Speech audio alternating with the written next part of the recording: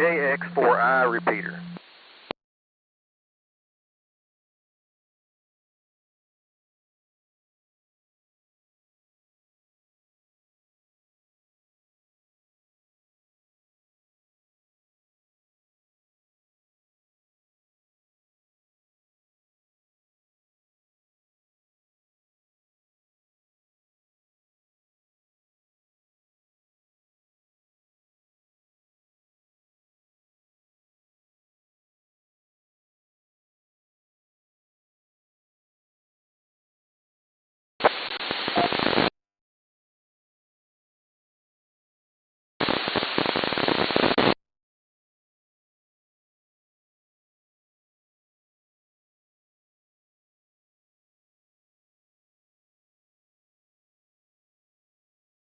WB5GUFNU10.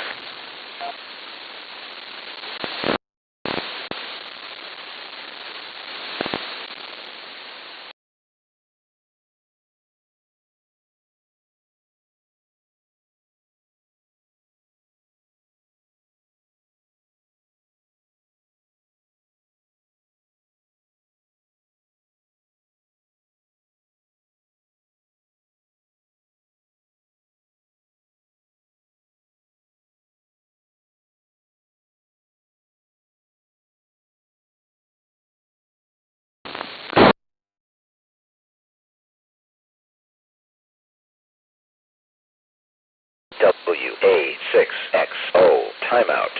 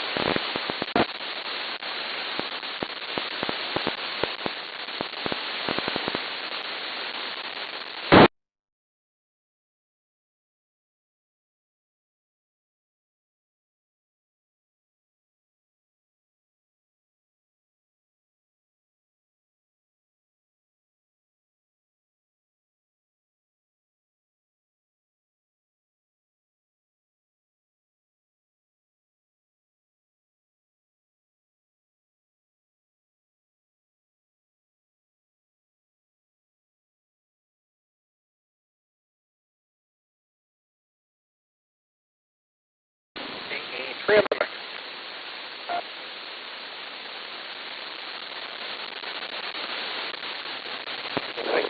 Pretty good. Whoa. How you doing? All right. First transmission from the home PTH here. Ah, very good. Well, it's working.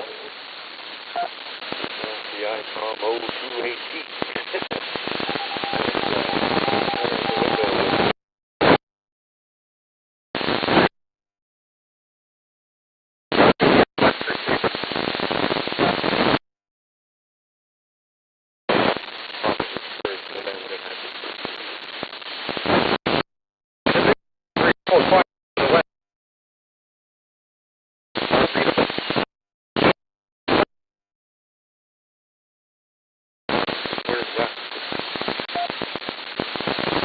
I'll tell you when I talk to you, but the west is out by the farm here.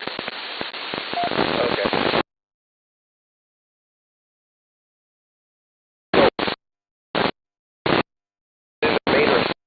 No problem. Yeah, well, that's good. Yeah, at least you got it working. Yeah. If I bring the antenna even 3 to 4 feet from the window, Wow. It's really noisy then with our side.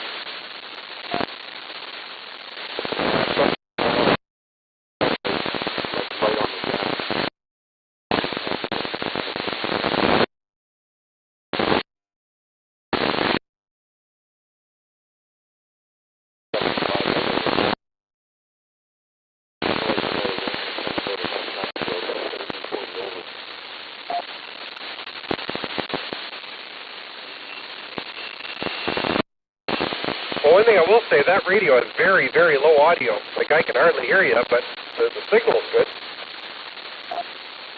This is a speaker mic. I wonder if it's...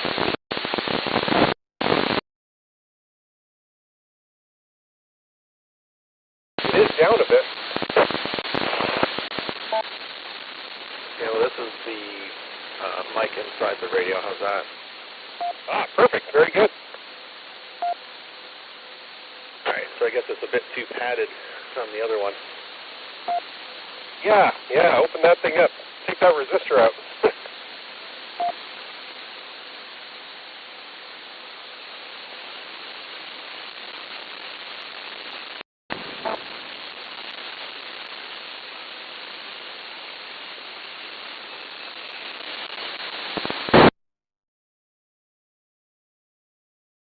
All right, so I bought some parts. I'm going to experiment a bit here and see about mounting an antenna off one of the windows and at least getting it outside the glass. Yeah, I think that's the trick, right? As long as you get it outside of the building, you'll probably get, a good shot at the machine here. Yeah, real good. Well, you can hear it. That's pretty incredible.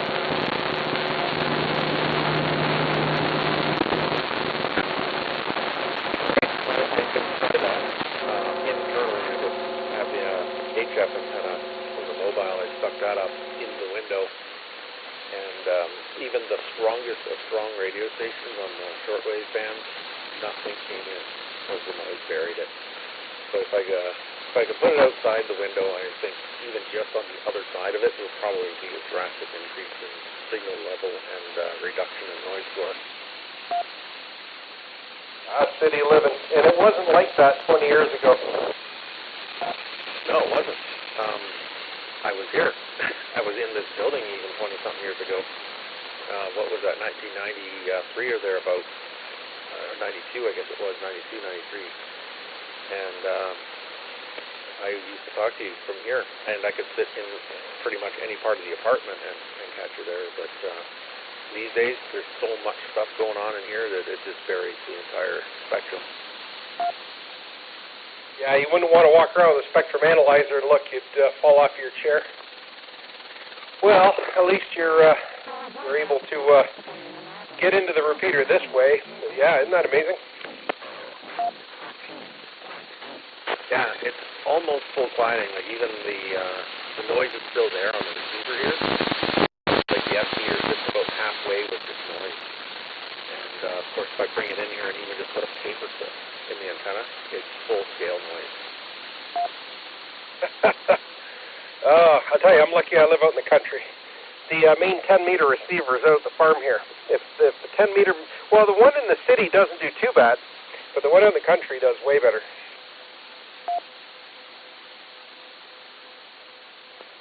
Hey, good to be mobile.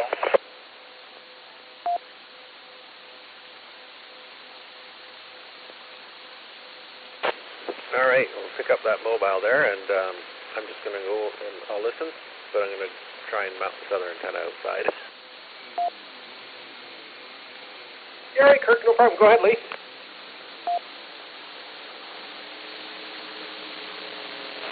I'm out here at the top of the hill, like where the interstate highway is, I think.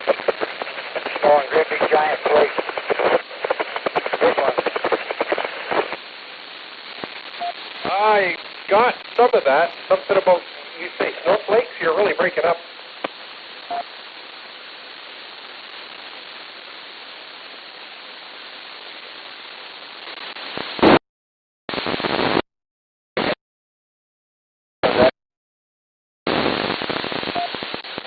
Not by a lot. You're still chopping, like you're chopping into the repeater.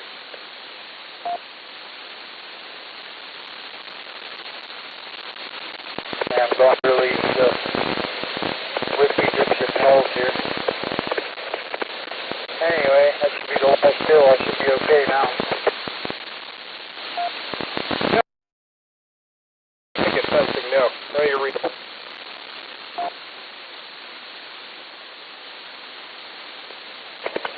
We had a loss in the family last night. Our beloved Tank, 9-year-old Pomeranian female, or male rather. He got real sick in the last couple of days. So I decided to pull the trigger and take him into the emergency vet hospitals they have here in town.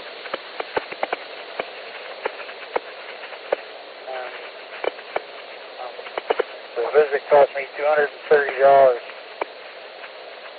And they wanted to do x-rays and blood work tests and everything. And they told me he's a real sick dog. He needs to pay attention, but they wanted an additional $950 to do the blood test and x-rays.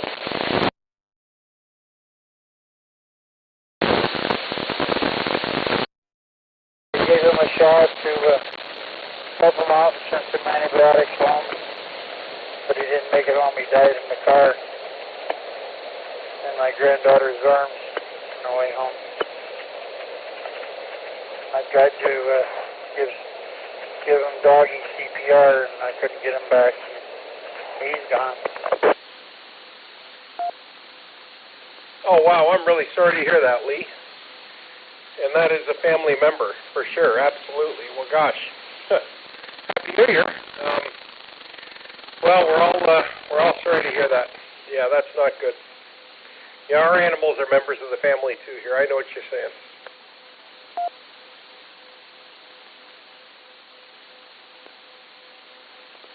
Yeah, and I'm going to look into what's going on with these vet prices. My God, you know. You take a really sick dog in here, you better have $2,000 on tap to pay the bill. Oh, you're not kidding. Yeah, our cat got a little cut. Needed a couple of stitches. It was in the backyard. I don't know what it got caught on. It may have gone in the back weeds or something. The trees back there have thorns on them and all that. So we took the cat in with all the work.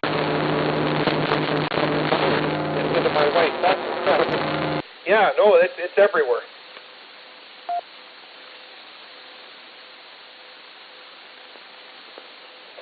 I think I want to look into pet insurance. Prices like that, it'd probably be worthwhile.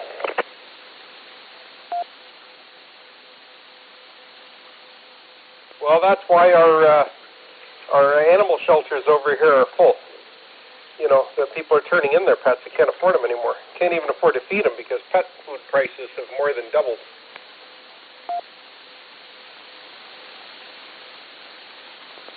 Yeah, we have a big no-kill shelter here. And what the deal is, if you surrender the dog to them because you can't pay the vet bill, they'll take your dog and get them fixed up if possible, and they'll put them up for adoption. So at least the dog has another chance, you know.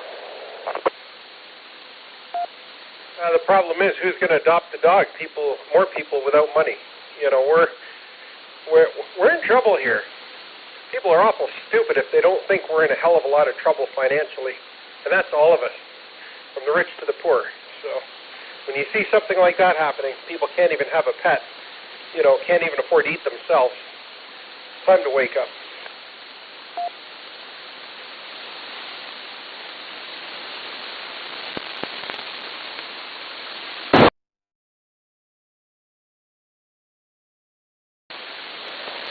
Yeah, somewhere somebody sent me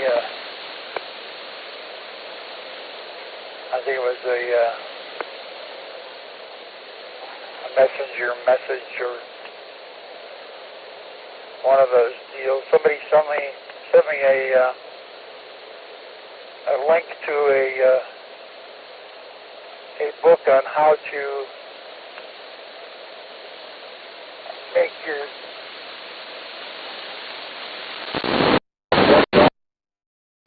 more palatable for human consumption. Well, that's hitting bottom when that happens. Well, I don't know, but the United States right now, you guys are going to be busy taking care of the needs of all the illegals, and actual Americans who have needs are being swept under the rug and forgotten about.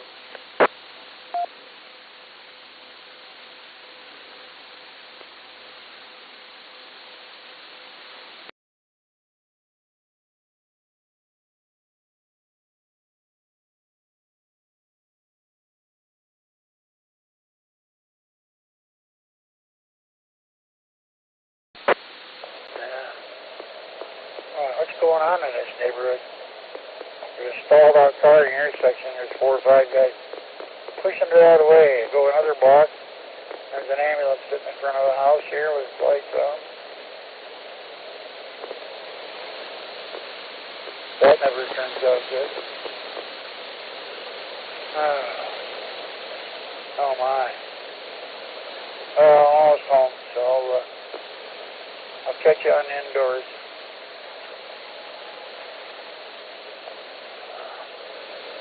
Let's say a prayer for Tank. E3 and 3 HPV mobile. This is You bet, Lee, absolutely. Again, sorry to hear that that's hard to take, especially this time of year. All right, we'll chat with you in a bit, VE3MMX.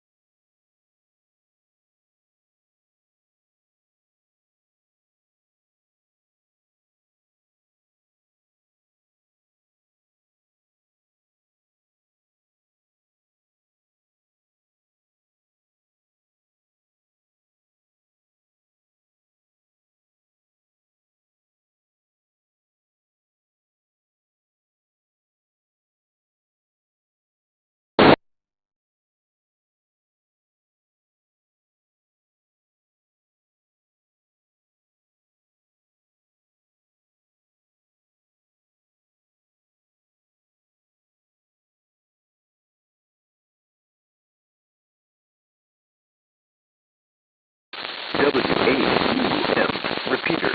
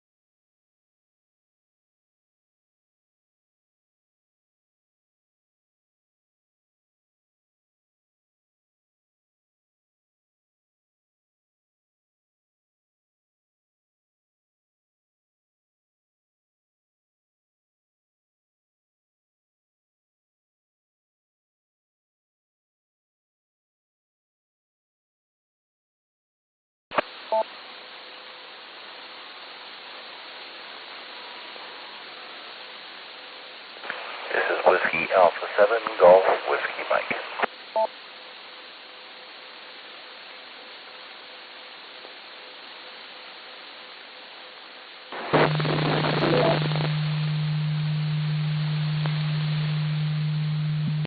W8RFO disconnected.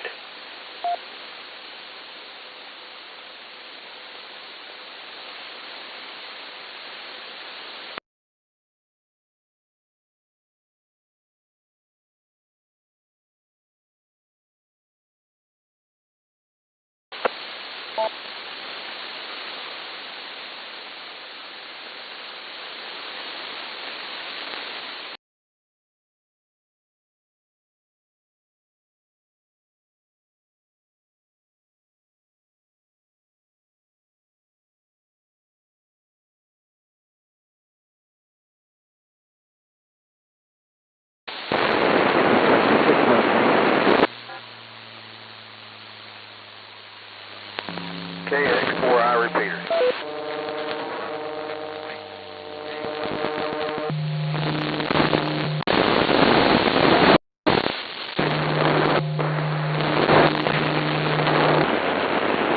PZR 6 Mike Tango. How are you? I haven't talked with you in ages.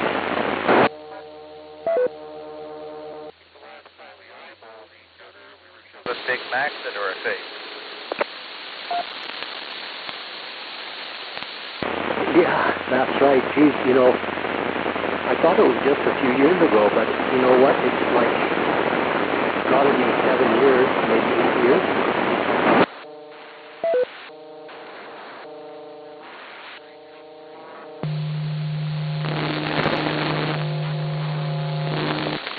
Rappers. Yeah, I know. Sounds like the clash of the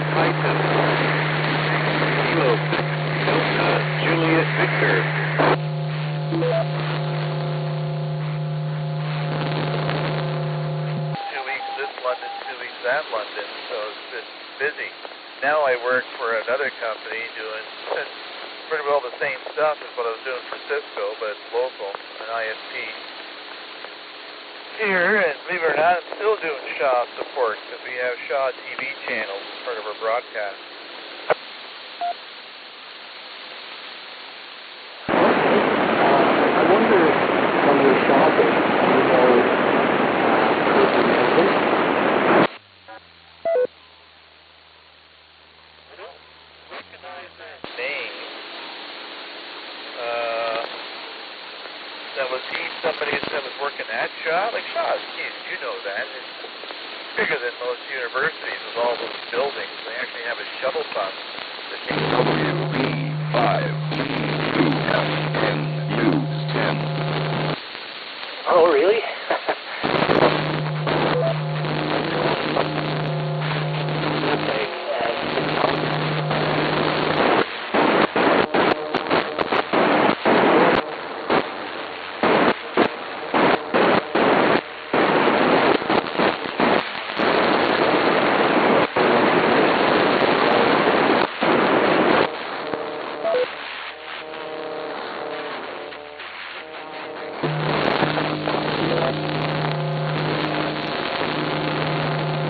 Shaw's part of Rogers, or is being bought out by Rogers. It's kind of hard to tell, but I don't.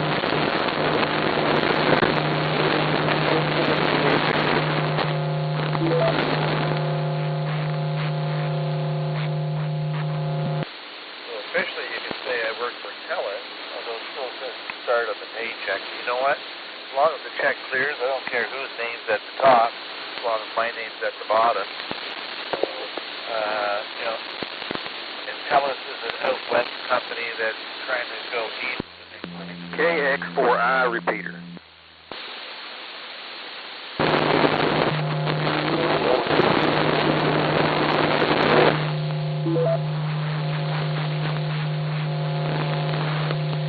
MR part, and our audio is really good coming in. Are you? I'm not sure what the difference. Go ahead. Are you on 10 meters actually, or are you coming in on UHF or something else?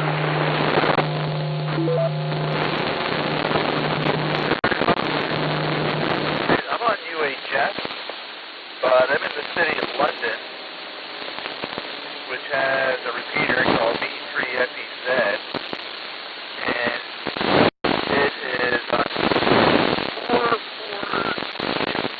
because we have.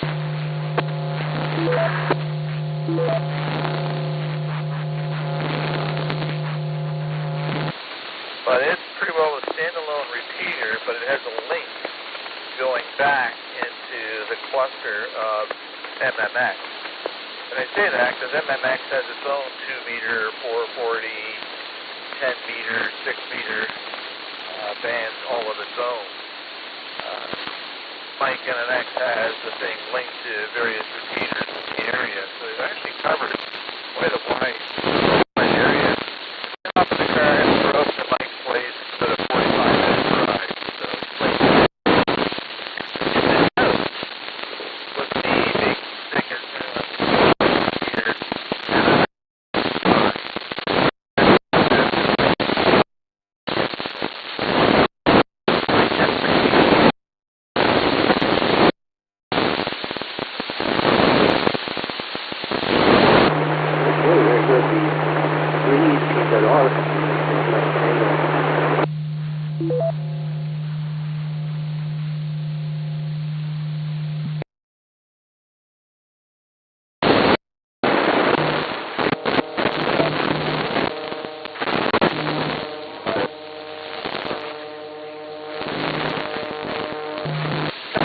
Kilo 6 Delta Juliet Victor.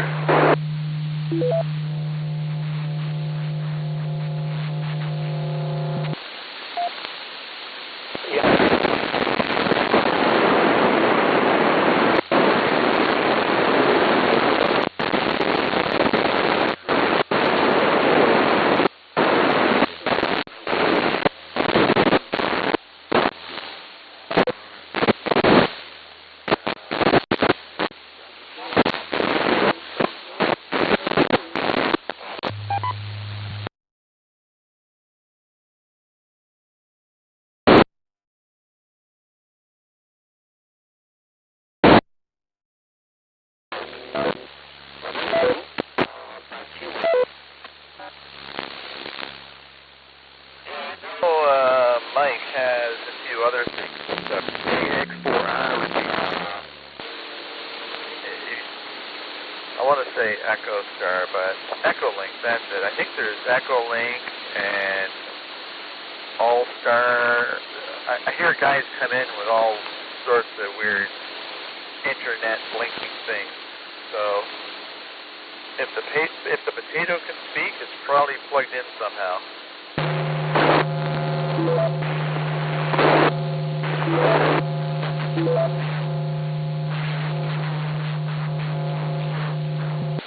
Phone using the Droid Star app and the Echo Link. Mike said there's Echo Link as well. I looked at all the stuff on the page, so I saw what's there. So I haven't tried the Echo Link yet, but maybe later today, or I'll try that out. Over. So I was actually thinking about you yesterday because I was talking to another ham about cameras. Remember when we met up at the McDonald's, a bunch of us, and we were talking about cameras? And we were talking about the new mirrorless cameras, trying to figure out what the quality of the image is. Can't get a good reading on the net. They say they're starting to approach the quality of DSLRs. I thought, approach the quality? Well, that's not actually a good review.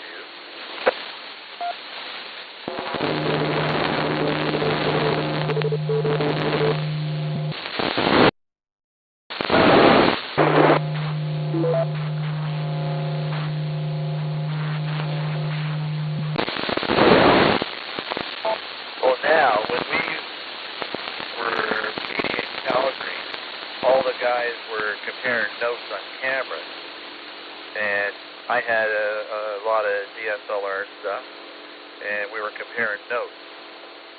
So I thought maybe you guys would have some insight on the new DSLR, actually it's not DSLR, mirrorless.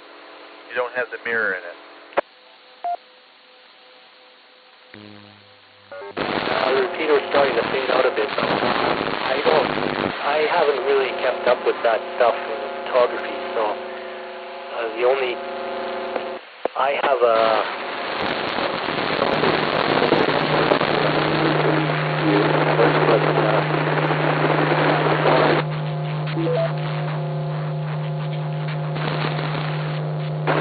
what's in my phone.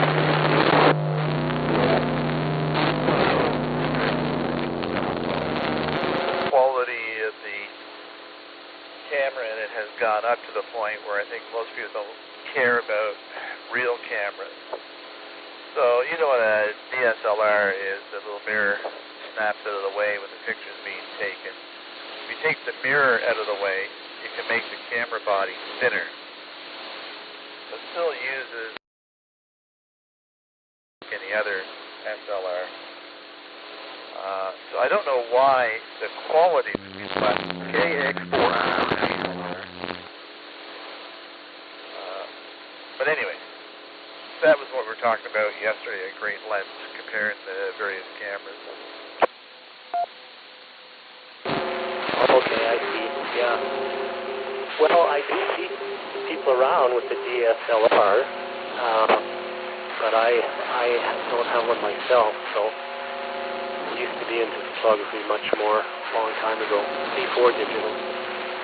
But anyway, and then, you know, video cameras is my work at those,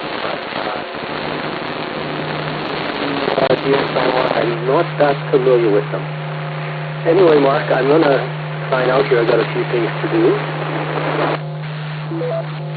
Thank you again. It's been, probably talked with you last on DMR.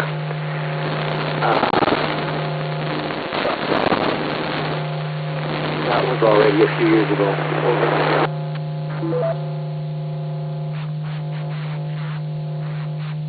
Edmonton, probably have to fly over there at some point in time and say hi. What we would do is we'd fly to Calgary because there's a direct link between London, Ontario and Calgary through WestJet. So we rent a car and just hit that highway due north. 2 hours later, we're sitting in the family's living room. If we do that, we'll look you up. maybe meet up with the group again. Yeah, that would be great. And I've adjusted your email address here, and so you probably Yep, I keep all emails like that forever. And you obviously figured out the magic formula. I'm going to have to call my mother tomorrow and tell her what the new numbers are. I mean, buy a calendar, right?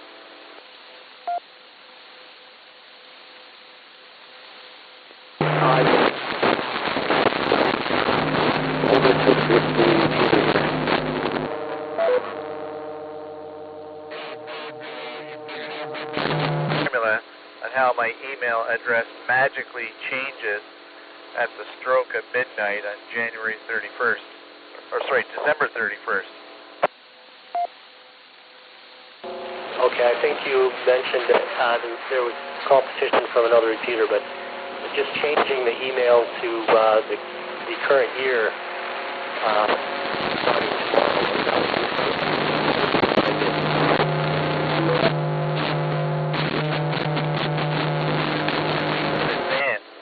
So there's a little bit of overlap there. But you got it, you understand. And I missed some of your KX4I repeater. Keep a folder and stuff like that. So if I'm flying into the area, if I don't get you on the radio, I'll definitely pop an email to you, because if we do stay in Calgary, it'll only be for a night or two. Okay, yes, absolutely. Please do give me a shout if you are going to be in Calgary even for a day or so. Come meet up, that would be great. Talking with you then, 7-3, Happy New Year, and I'm sure we'll talk with you again on this system. This is the 6 Mike Tango.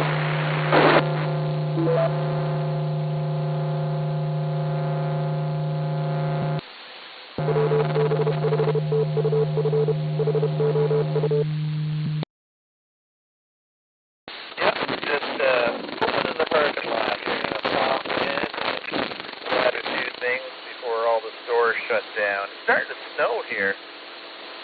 Although snow here compared to Calgary, I'm sure you guys get more snow there than we do.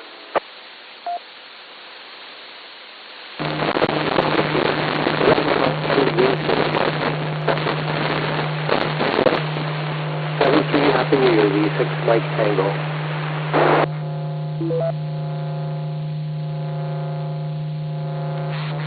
Starting to fall away there, so catch you another time. You can 3 Ps at R.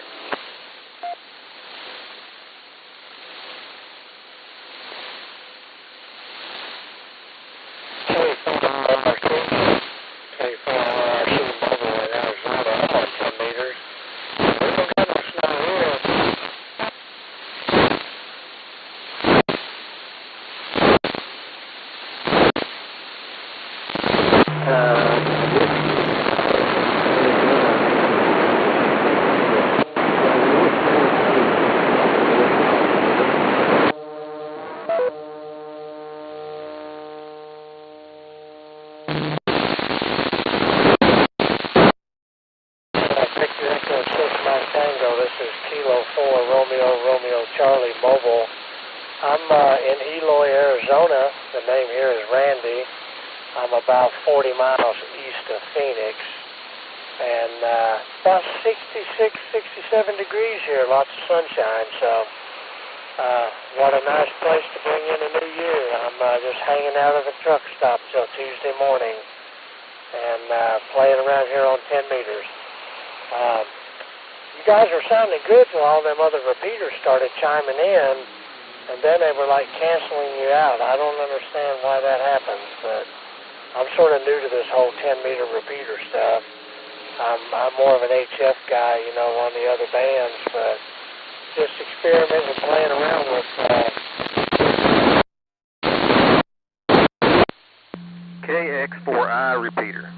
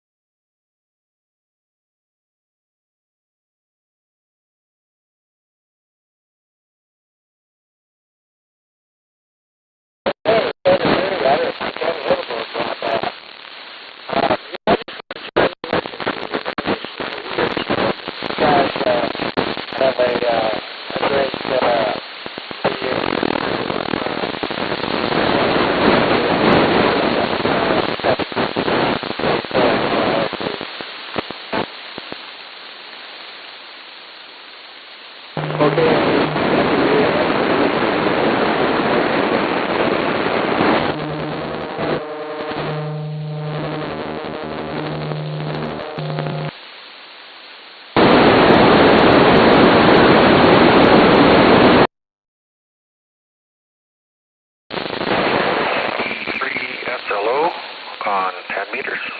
Are you hearing it on 10 VE3MMX? I am. I'll send you a picture. Okay, well that's good. Did you put an external antenna on it? I did.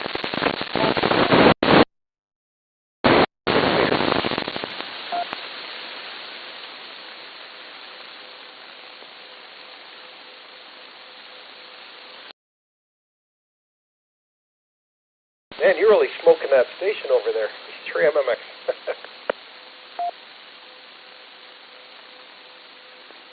Is that the radio he wasn't receiving on?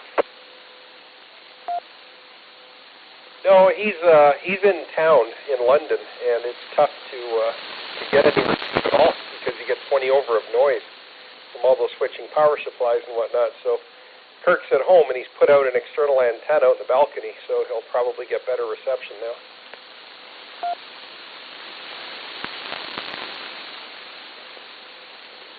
Oh yeah, no doubt.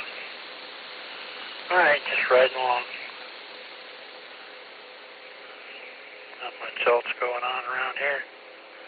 Getting ready for, we're going to have our traditional pork and sauerkraut dinner tomorrow night.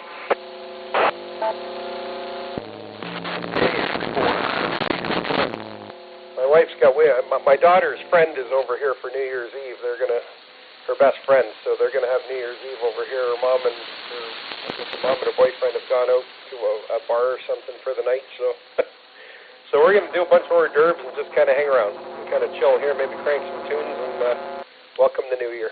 And of course, hang around the repeater too.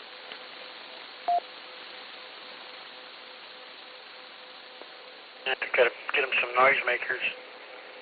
I don't know, as a kid growing up, my mom would always give me a beat up old frying pan on a wooden spoon when I go around the house banging on that. There you go. Well, I introduced my wife to some new music the other day in 1973. She hasn't listened to as much music as I have, so I was going over some Paul McCartney and Wings stuff from the 70s. Really, really good music. And did you ever hear of a song called Hell on Wheels? What the hell is that? So I played it to her, and I said, it's a song about a four-wheel drive vehicle. But they couldn't call it Hell on Wheels, so they called it Helen Wheel.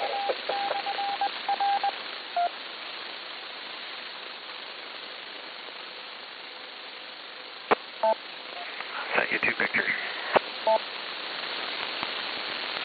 Oh, okay. All right, I'll have a look, Kirk. Very good. You're full quieting solid. You can use half a watt if you want to get into the 10 meter. You'll have no issue getting into it at all from over there. It's almost 5 watts. It doesn't go any less. I can hear myself on the 2-meter side there.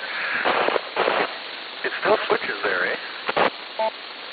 There might be other signals coming in other than yours.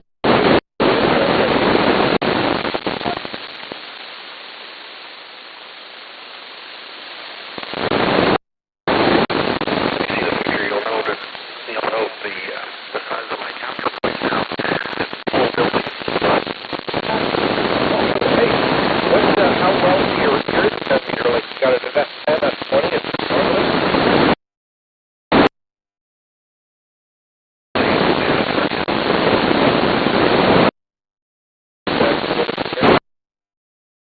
If you want,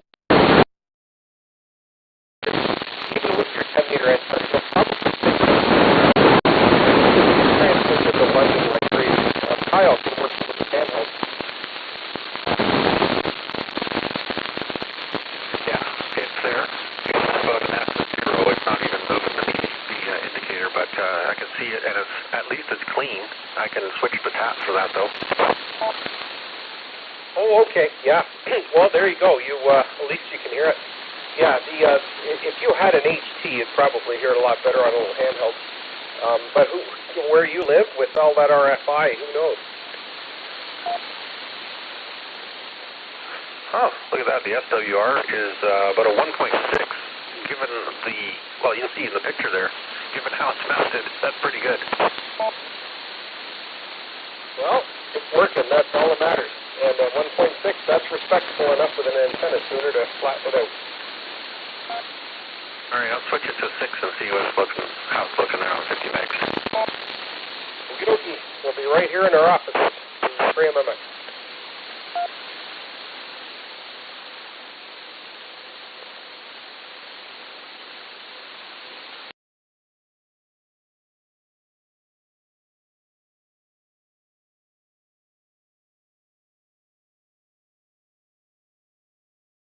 Do you mind if I ask what that 6-meter repeater frequency is again? W7 EGM. For sure. It is 53.410, 53.410. 52.410 is the input, no tone required. And it's the double 5/8 antenna at 175 feet. It's a wide coverage 6-meter machine. So you might, if the band is up, you should get into it. And it also has 2 receivers, one at the main site, one at a separate site. Wonderful. Thank you very much. Going to give it a try. W7 EGM. Happy New Year. Happy New Year to you too, W7 EGM. Behave yourself tonight, V3MMX. Roger that. Yeah, just hanging out with friends, not going out on amateur night. Whiskey 7 Delta Golf Mike. Good show. We're doing the same thing here. Home with the family. All right, we'll be listening. V3MMX.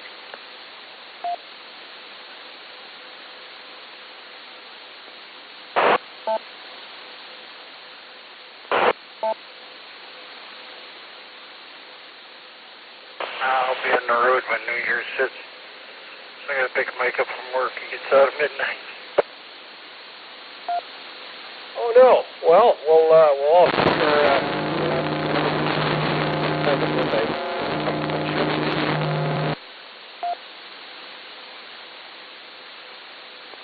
Kirk's on it. I gotta take him to work at midnight.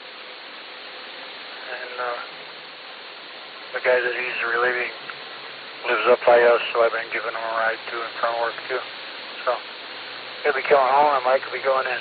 This is We'll be on the road for a while.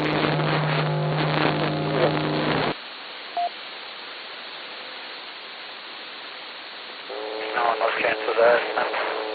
I'm always up after midnight, you know that.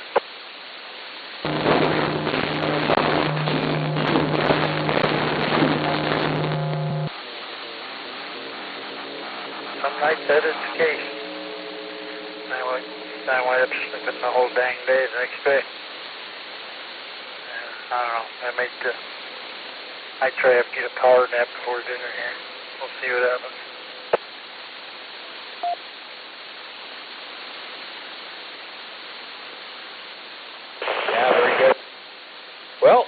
you got to do. No problem.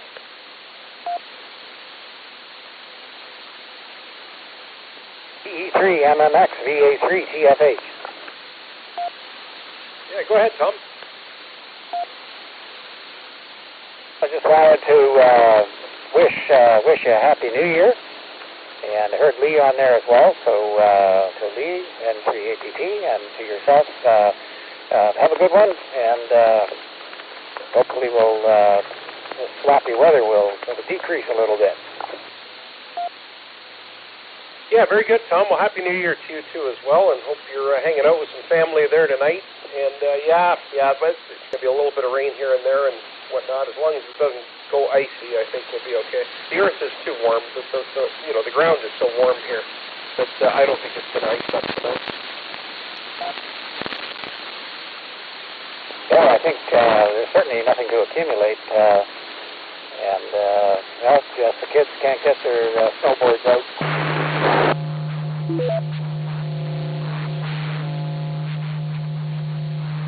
MMX, VA3, TFH. That's pretty good.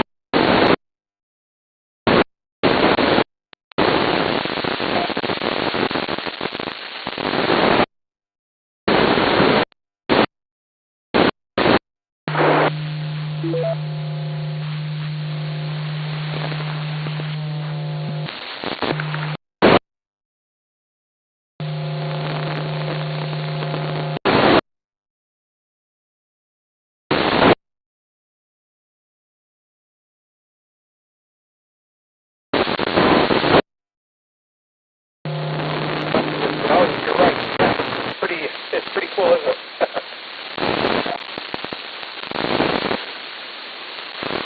I've always liked 10 and 11 meters for that, man. You never know who's going to be on there, right? You never know the next guy that's coming. But, just been at the store. Thanks for getting some last-second supplies there for this evening. And, it's going to be a nice chill evening there for me, too. So,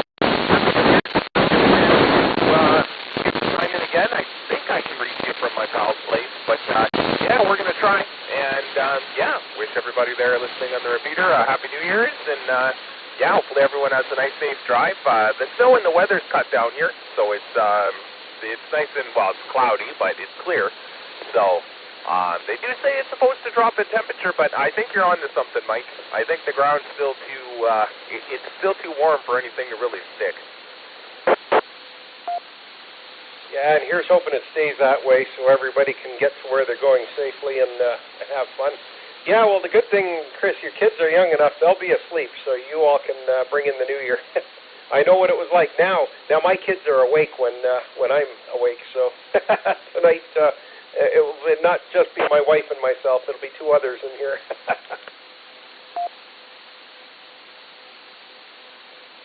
Well, that's the thing, eh? I brought the kids sleeping bags, and I'm sure they're going to pass out at like 9:30, but hey, whatever, right? We'll ring in the new year.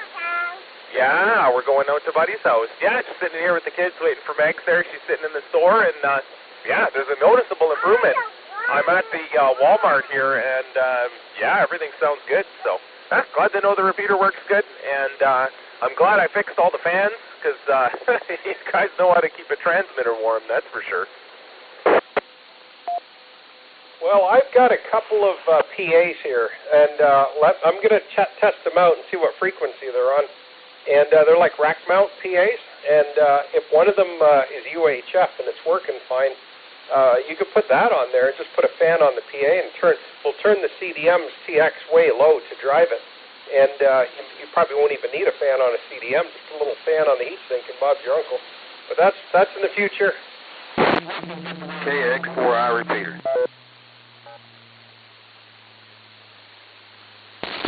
Well, that's the thing, right? Sometimes having more power can actually reduce my receive because the duplexer's got more work in there too, right? So there's a magic balance.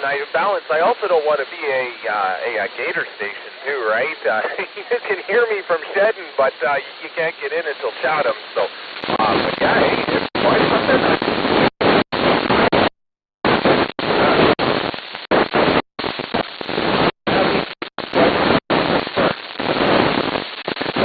Very good. Well, your repeater works fantastic.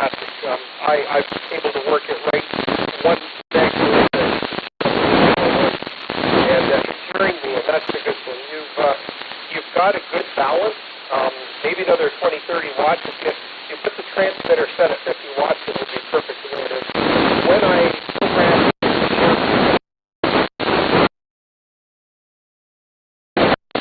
that was the one you got through the receive. So you'll notice an improvement on your receiver, I'm sure.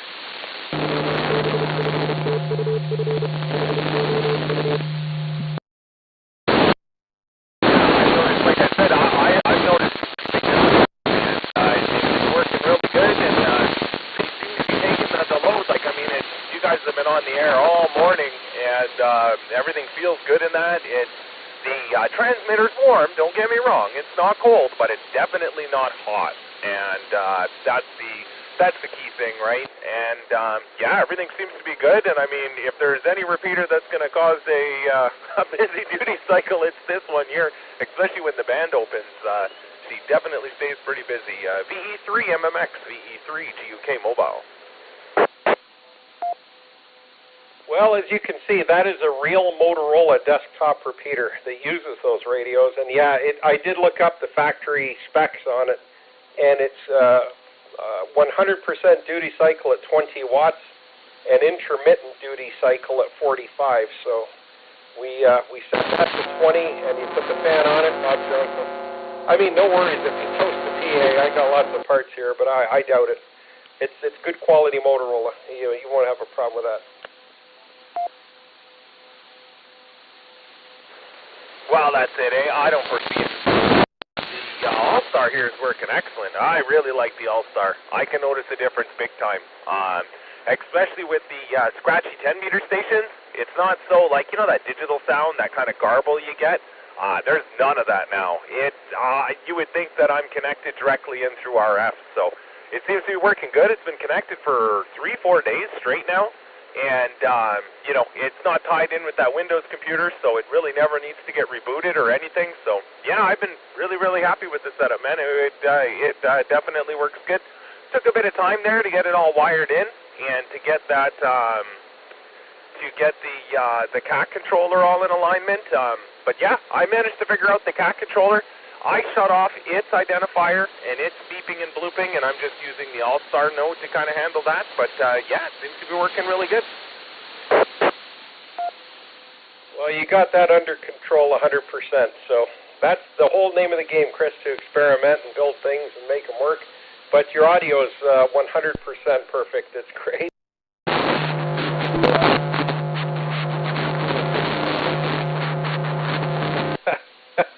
Well, you know, again, like you say, it's all science, right? You experiment for so long, and as long as we keep climbing up the ladder and not down the ladder, that's all that matters.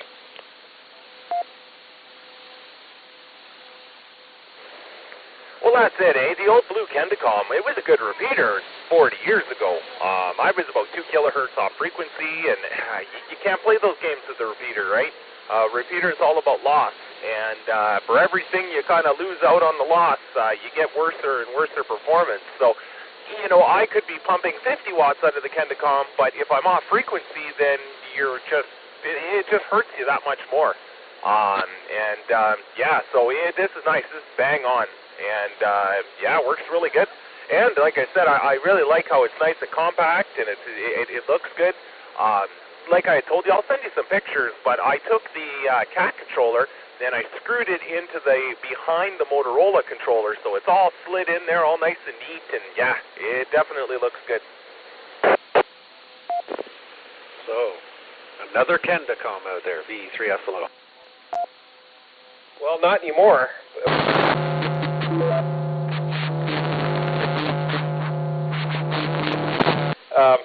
Kirk's got an old Kendacom at his shop there.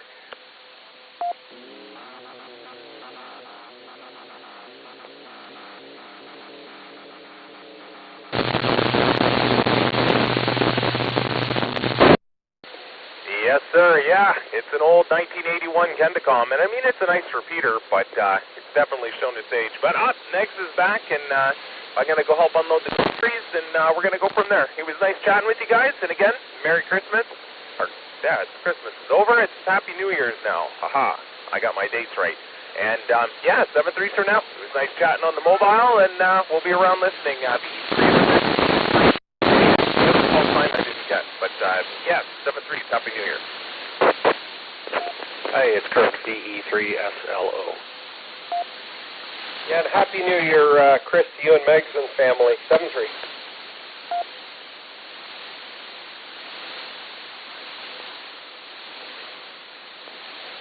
Yeah, I have a Spectrum SCR-1000 repeater here too.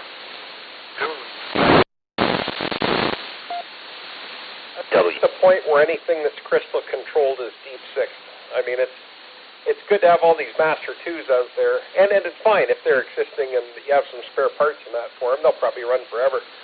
But if you're, I mean, the modern stuff's all programmable and so much nicer. I mean, I would put an MTR 2000 up against any Master 2 out there. They're solid as a rock.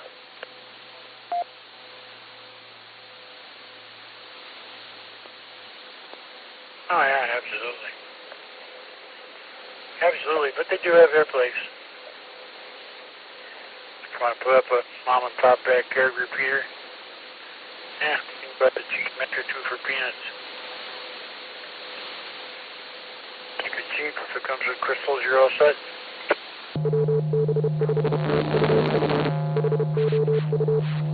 Good, fortunately for us in the ham radio hobby here, these MTR Motorola repeaters are coming up a mile a minute because all, your government offices are all changing to digital. State troopers, U.S. police up here. These MTRs, they're really not that old, and there's lots around. So. And fortunately, the guys at Repeater Builder and the fellow over there somewhere in Europe, they created that beautiful board that slides into the...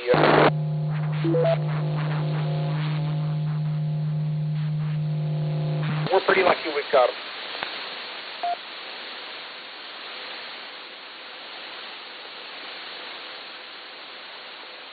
Yeah, and we had that up at the 7-0 site. We could never get it to work right. Mystery there. And now it's disappeared. Somebody took it. Well, there's no mystery. You need a digital service monitor, an SDR service monitor. Your old IFR is not good enough. You need 75 or newer, something that says digital. Even a quad conversion 1500 is not accurate enough. Once you can... This corner of North Carolina, and using a repeater about 3,700 feet above the Blue Ridge Parkway.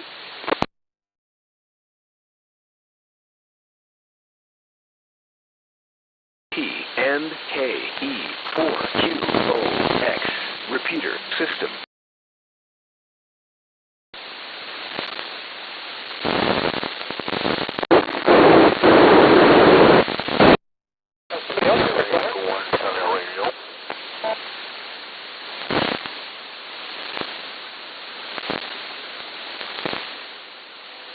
X-Ray Echo 1, Charlie Radio. X-Ray Echo 1, Charlie Radio. Happy New Year, BE3MMX. Thank you very much. Happy New Year too. Happy New Year too. 1 to 3. Your signal it's good. Roger, Roger. So you're in Mexico. You're full quieting. 5.9 plus into the repeater.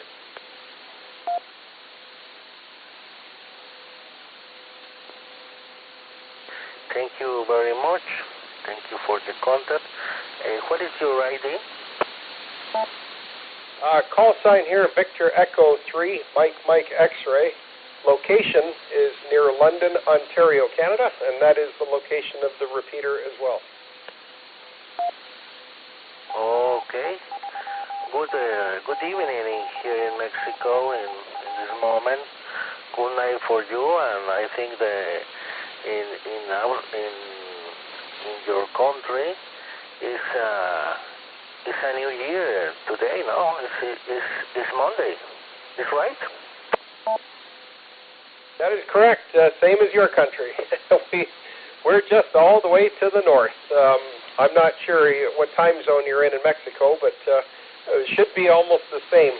So yes, tonight this is New Year's Eve, and tomorrow will be 2024. 2024, yeah, is right. Repeat repeat please your name and your location, please. Okay, name is Mike. Mike India Kilo Echo. I guess Miguel in Spanish. Location is near London, Ontario, Canada. London, Ontario. Okay, Mike. Okay, nice to meet you, Mike. And Ontario is very cold.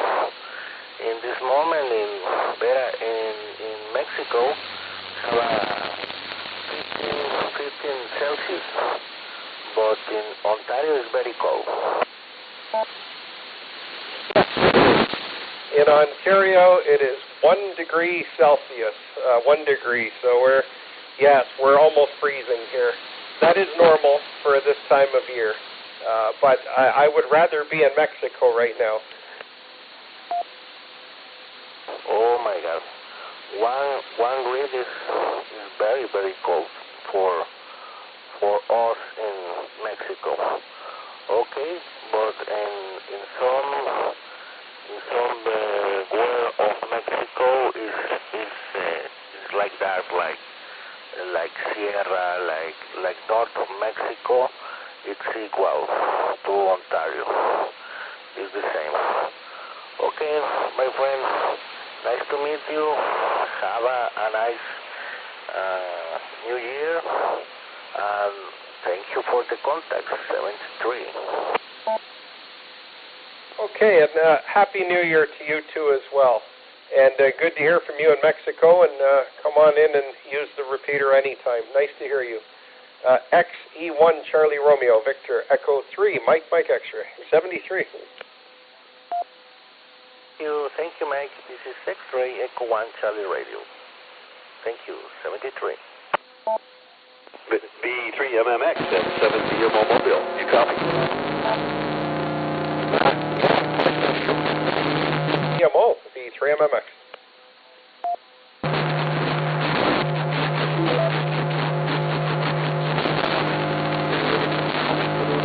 In case you don't remember, the name here is Jim, Juliet, India, Mexico. Yes, sir. I know, Jim, and you have a link or something up there too occasionally. Yeah, I do have one, but I'm actually direct off the car. I'm not using the link, but I do have one, yes. But right now I'm going in straight in just from the mobile here with going through a Wilson 5000. Aren't those things lovely? I just picked up, somebody had one posted for sale here, a Wilson 1000 with a Magnum mount, brand new for $40. I said, oh, I'll grab that one. I want to put that on my truck. They work excellent, excellent 10-meter antenna. One that I want to get, and I'm really seriously considering it because I've heard people using it, is the GR45. The GR45 is that's that's kind of a cat's meow mobile antenna. The neat thing is it's a horizontal. It puts out horizontally. Well, that's interesting. So it'd be good for DX, but not really for local, unless you had a horizontally polarized receiving site on a repeater. Then you'd have to transmit to. Yeah, that would be a little complicated. Now this one is it's called the Golden, what do they call that? The Golden 45, and it's got the coil at the top of it. It's top fed. It's not a center fed or base fed. It's fed from the top, and then it's got a horizontal, like a halo on top of it, and I think it might be 45 inches around it. I'm not really sure. It could be a good 45 inches. But it goes up on top. You can put it. It only weighs 11 ounces, so you can put it up on your car on a mag mount, and it'll work pretty good. I thought about trying it out because the guys say it works really well.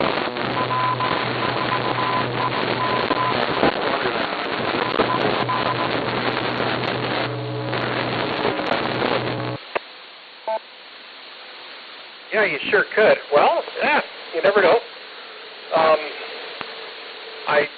Yeah, that'd be something to try. What I'm looking into myself maybe next year is putting a horizontal receiving antenna on the repeater here, just to see if that would, when signals start to fade, generally they're flipping polarization, so the idea would be to try to keep them captured. It won't do much for my transmit, but it might help to receive a bit.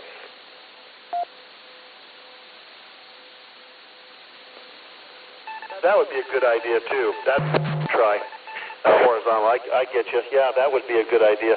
Oh, that's now you're sounding great in here. You're in some QSB. You were about 30 over. You were November 4, Romeo, Mike, Foxtrot, listening 29.6 FM. I'm getting into it. Oh, you're lighting up both receivers. I just come out to the shop to take a look, and you're pinning both receivers, so no worry. We've got good condition, and you never know. We'll see how late it goes into the evening here. A lot of us are hanging around the house, so I'll keep the HT handy here, and be able to wish you and others a Happy New Year for the weekend here. Very good. Yeah, boy, you're 30 over. It's almost approaching 40 over on this meter. It's close to 40 over 9. Anyway, I do have a preamp turned on, so that's why it's picking up so good. It's one of these FET transistors that's using as a preamp. Boys, it got you a lot better than the one that's internally on this radio, but it's got you right up there, pretty close to 40 over. Well, I would say you're doing about the same coming back. You've got great signal into it, which you normally do, though. Occasionally you drop down a little bit, but yeah, we've got been hearing a lot of stations coming in on the 10, and it's just been crazy. I would love to see 6 meter fly off the shelf, but it's not in the cards, at least not yet. Interesting to see if it does. Gets up above 200, we'll start hearing it. I'm looking for. I remember one time we had fluxes up.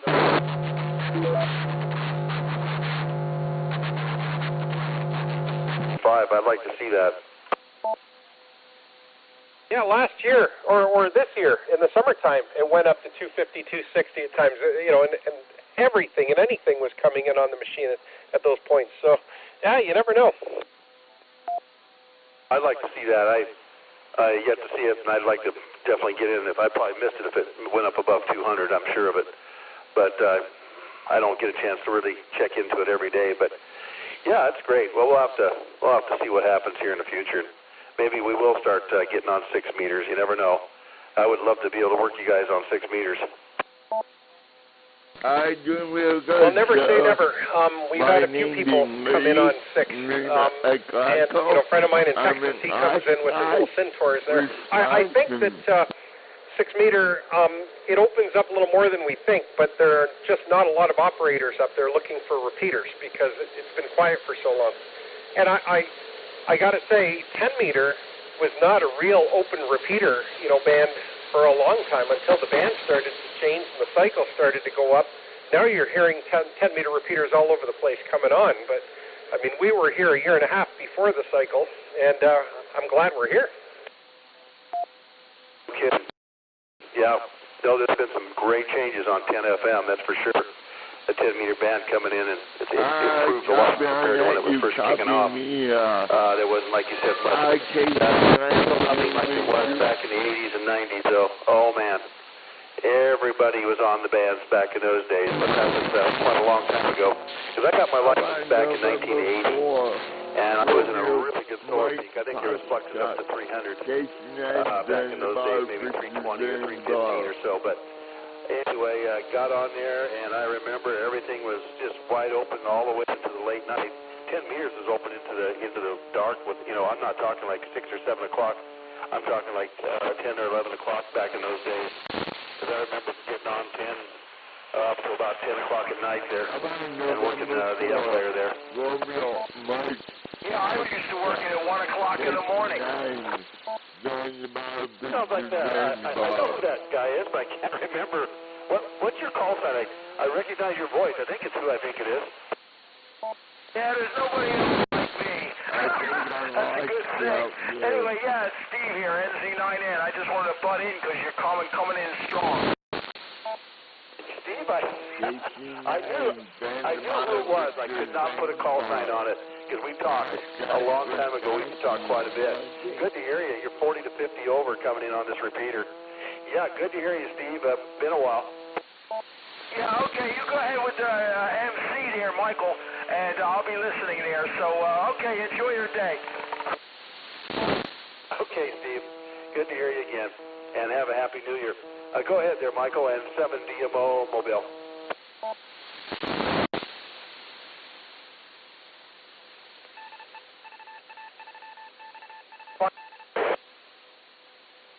Yeah, very good.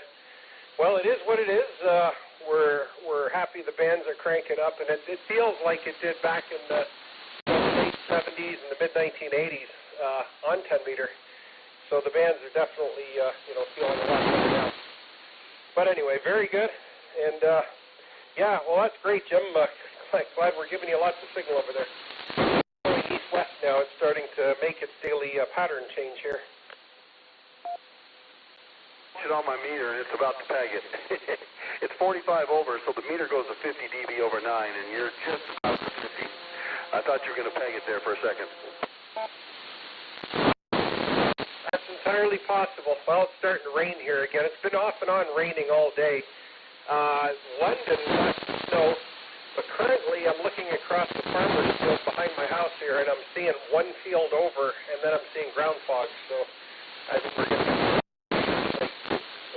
that'll add to the mix. But rain or shine, everything keeps working. E3 MMX and 7 DMO Mobile. Yeah, very good. Sounds super good. And Propagation is really good because Steve, when he was there, he was full quieting too. He sounded like he was right there, right close to the repeater. Yeah, really good condition. I didn't look at the flux today, so I don't know.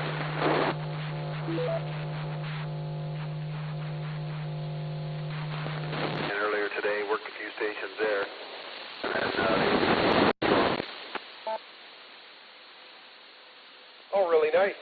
Yeah, well, the 10 meter band started doing the Europe direction this morning, and it switched around and went to the Southwest station in Miami this afternoon. Sounded like he was right here in town. So going down to Florida, and now it seems to be going back to the west. Northeast over to Europe.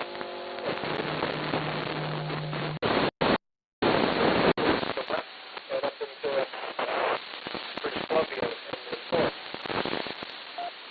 Yeah, it does. It's been going all different kind of directions, that's for sure. It's been, I think the day before I worked Japan, I got a hold of Japan on 28.4. Chatted with that guy for a couple minutes over there in Tokyo. So the Japanese are coming in. And I know the Europeans are coming in on the repeaters during the daytime because I hear them, especially through the other repeater, the New York repeater. But I hear them on this one too. So, yeah, you're catching a lot of good stuff, that's for sure.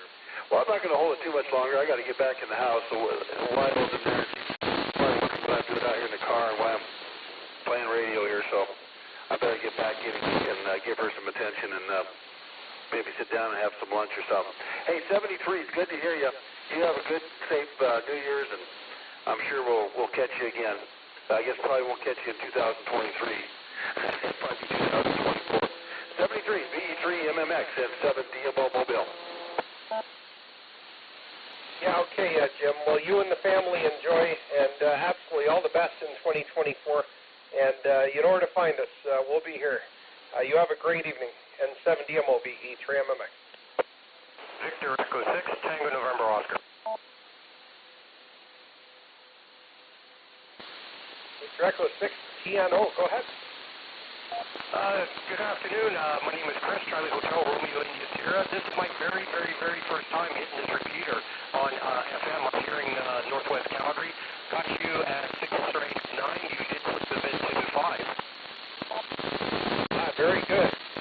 You're signaling to the repeater. You're about a 5 and 7 all the way up to 5.9 plus. A little bit of faith, but you're holding it solid. Very good. Well, good to hear you. Good to see it's your first 10 meter FM repeater contact. You're accessing the machine southwest of London, Ontario. And fine over here.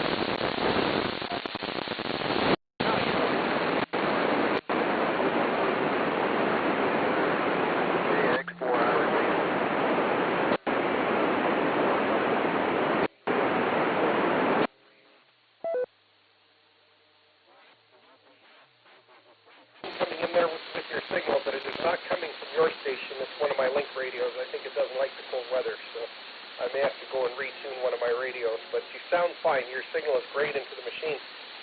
You're in southwest Calgary? No, I'm up in northwest Calgary. So I don't know if you're familiar with Calgary at all, but we're in the Crowfoot area. Okay, not too familiar. My brother lived in Edmonton for years, and I remember doing the West Edmonton Mall and all that stuff when I went up there, up to Jasper and everything. But never went down into Calgary. But you're, like I say, great signal, and it's good to hear from Alberta. Today we chatted with a couple of stations this morning in Saskatchewan, so we got Canada. I don't know if there's too many states in the U.S. we haven't worked yet either, but we're having a lot of fun with 10 meters. That's for sure. I know it was a lot better for us here in October, not on sideband, but yeah, no, like this is amazing, and I'm pretty impressed about this. I got it set up. We're using a station at my mom and dad's, the call sign for my dad.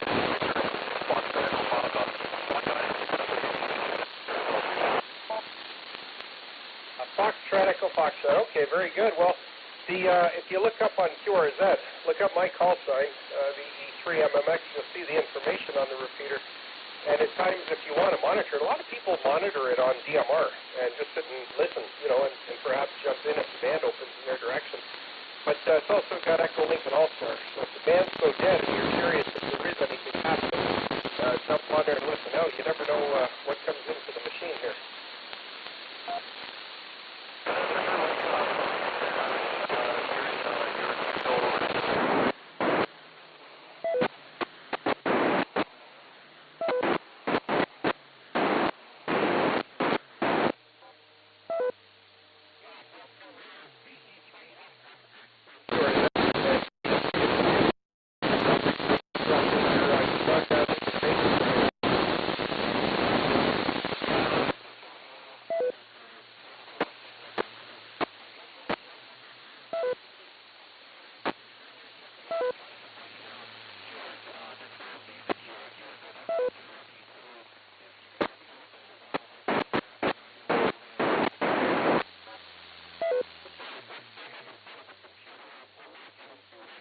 No worries.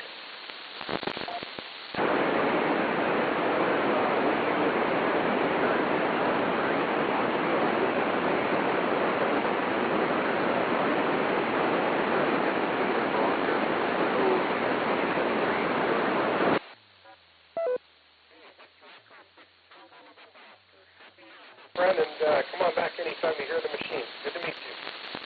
VE3MMX. KX4I repeater.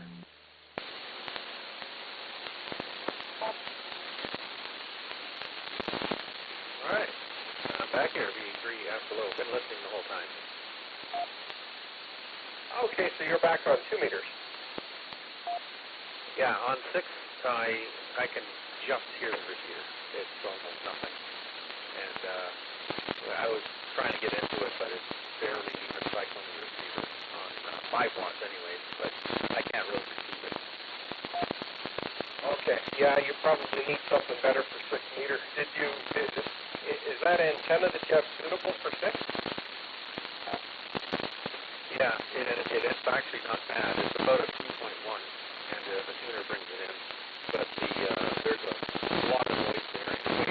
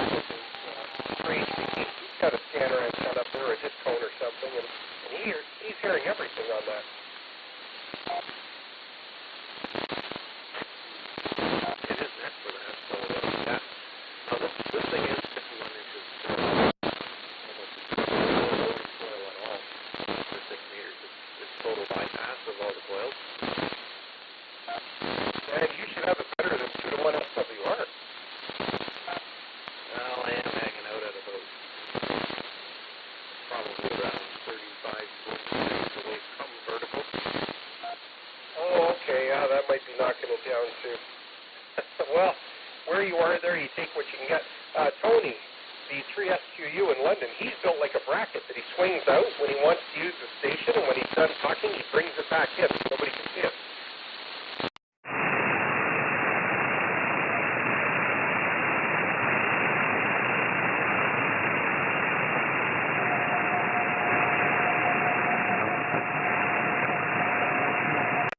B or it's the C, I believe.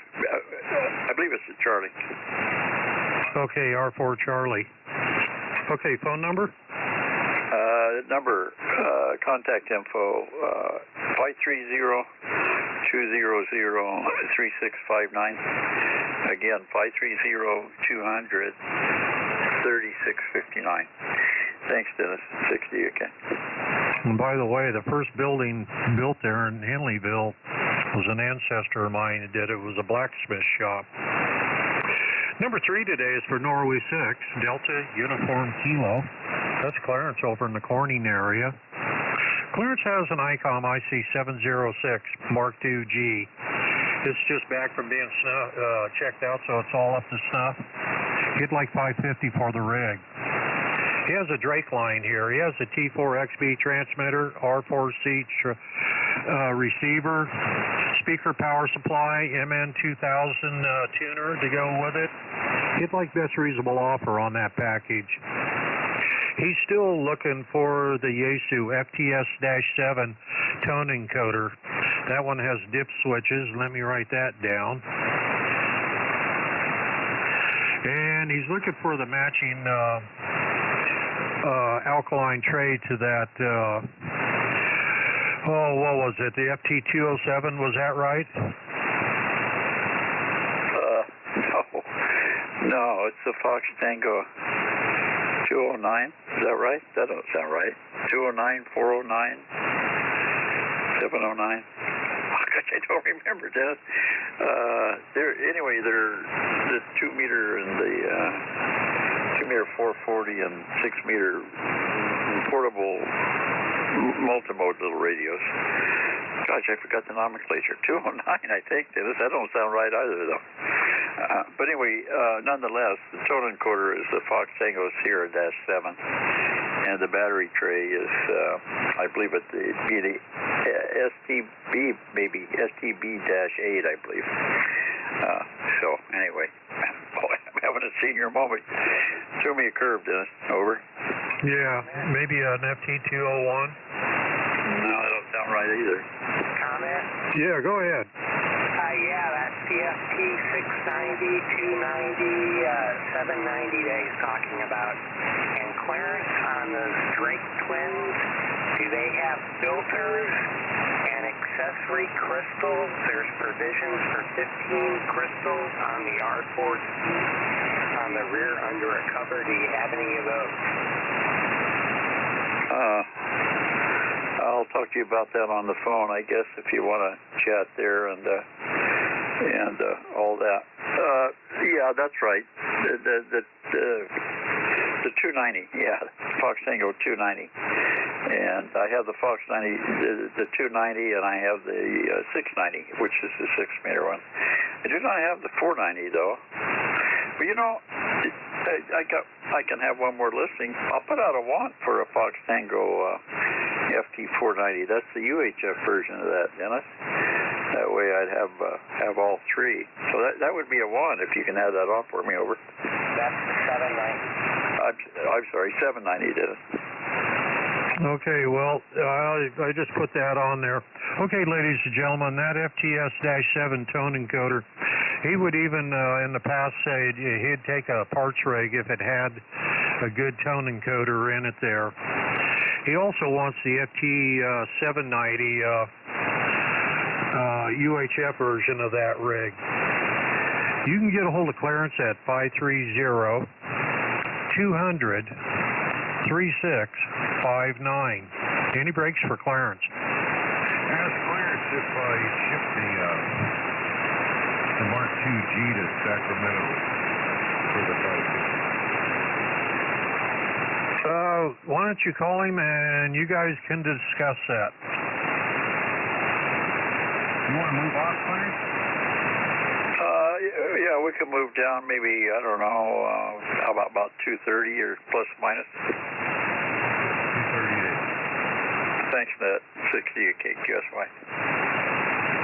I only asked about the crystals and the filters because that increases the value of the twins, KK6ZY. Roger, roger. Okay, who would like to be number 4 today?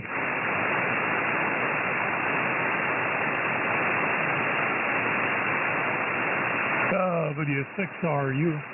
Whiskey 6 Radio United. Hello, Terry. Howdy, howdy. Happy New Year to you and everybody on the net today. Terry in Bakersfield, I have one listing. It's a Neumann microphone. I spell Neumann.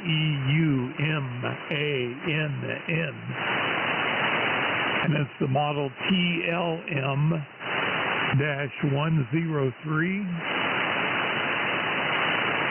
It's essentially brand new. And the price is $795 or best offer.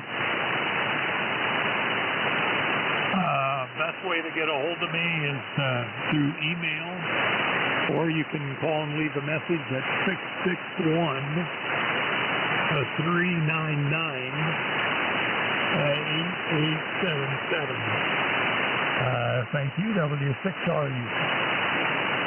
Is that a dynamic one there, Terry? What kind of mic is it? Oh, it's a condenser, high-end condenser mic.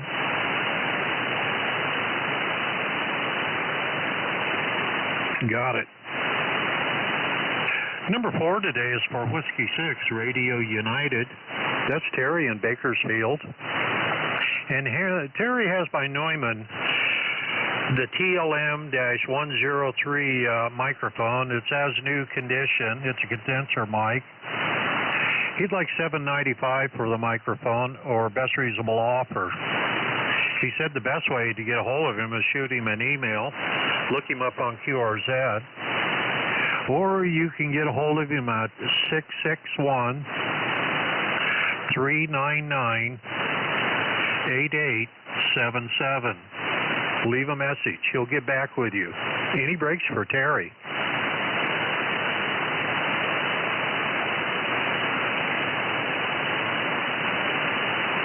You know, Terry, one night we were just sitting around swapping lies and telling tall tales on 75, and this guy came in. He had handmade a ribbon mic, and, you know, actually sounded pretty good. Oh, I'll be darned. You happen to recall the call? No, I don't. That was probably a couple of years ago, but I was pretty enthralled with the idea he made that from scratch. Yeah, that takes some good ingenuity to make one of those.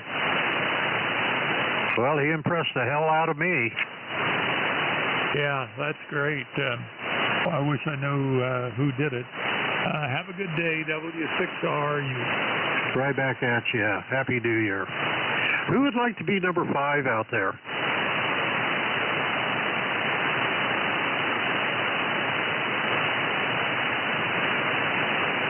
Who would like to make a listing on the last day of the year?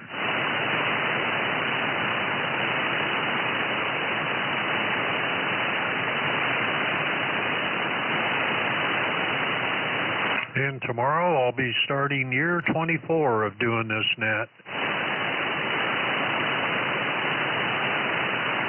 Time flies when you're having fun.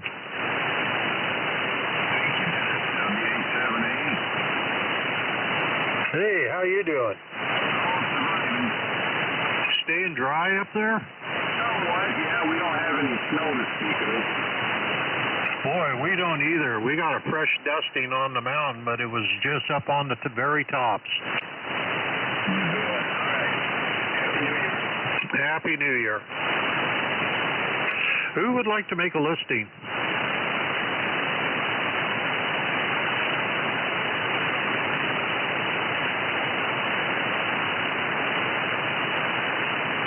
Who would like to be number 5 today?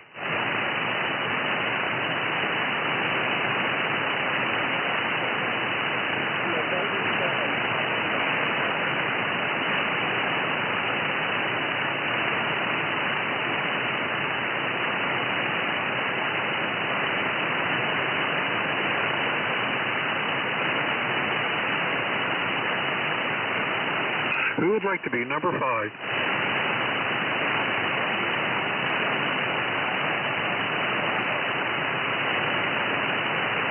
Boy, something out there. Kilo November 7, I think. Anybody copy him to relay him in?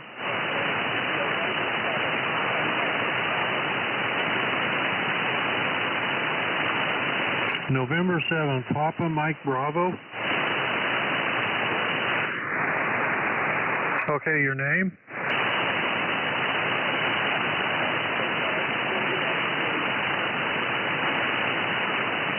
Okay, Phil. I got that. Now, where you at, Phil?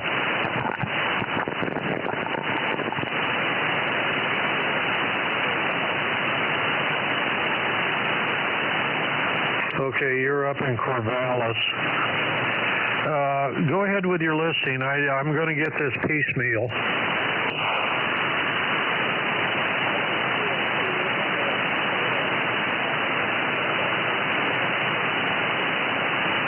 Well, you're almost at the ESP level.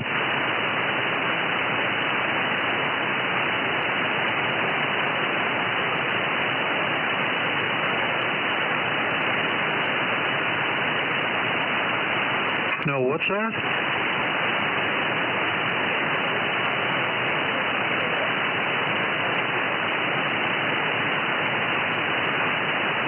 Boy, can anybody relay for him? I am just not getting him.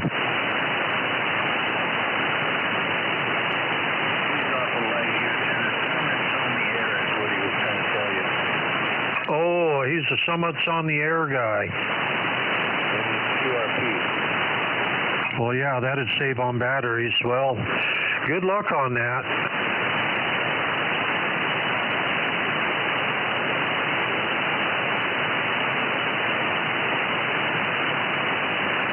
Personally, I don't want to talk to a POTA or a SOTA. I want to talk to a BOTA.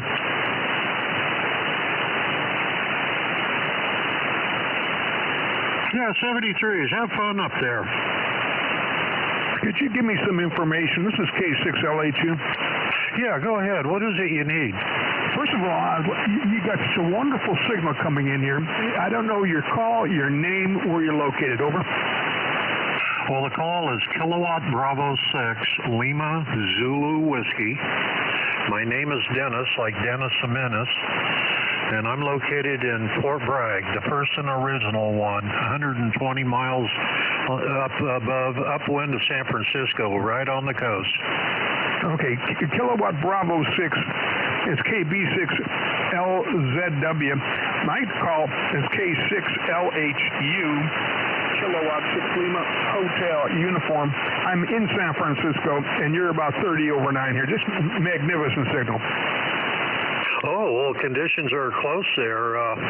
Yeah, I'm only 120 miles away from you. Oh, but sounding lovely, just lovely. And my name is Oscar, like Oscar Mayer Wieners. And we'll let you go. You've got a just wonderful signal. Okay, Oscar. Well, you're sounding pretty good yourself there. Thank you for letting me in.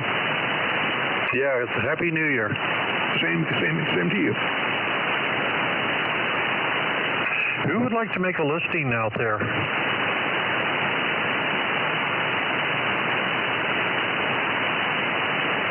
Who would like to be number 5? That's all 5 fingers.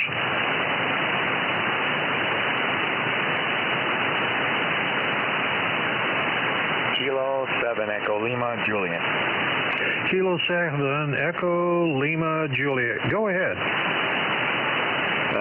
Yeah, good afternoon there, Dennis. The name here is Eric, and I have a want.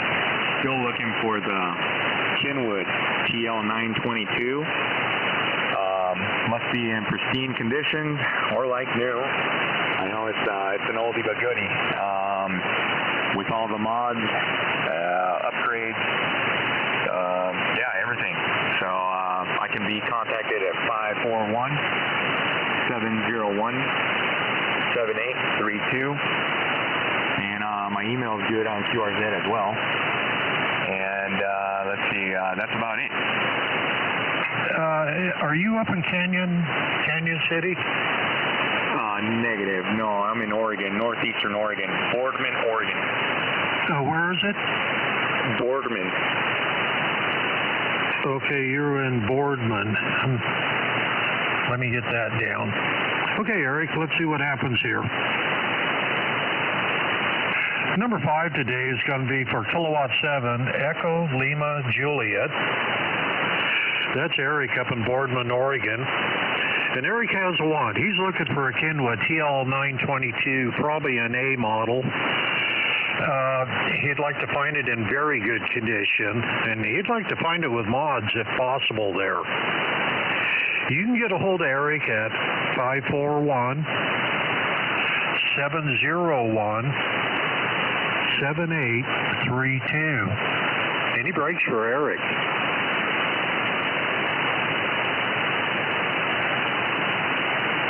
Don't give up hope.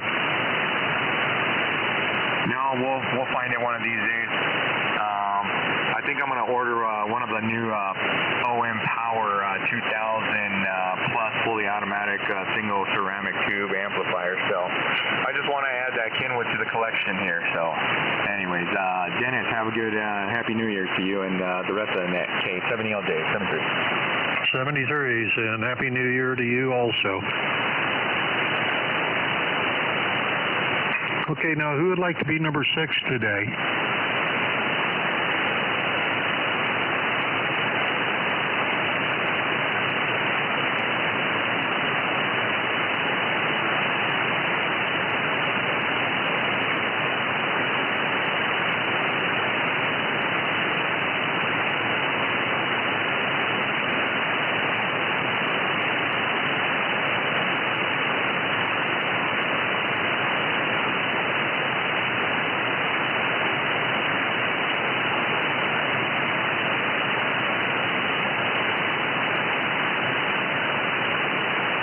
Who would like to make a listing out there?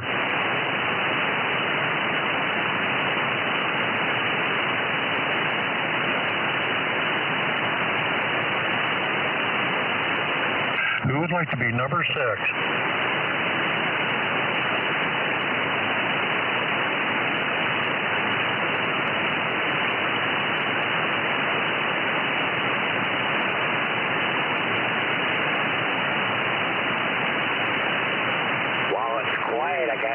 Dennis.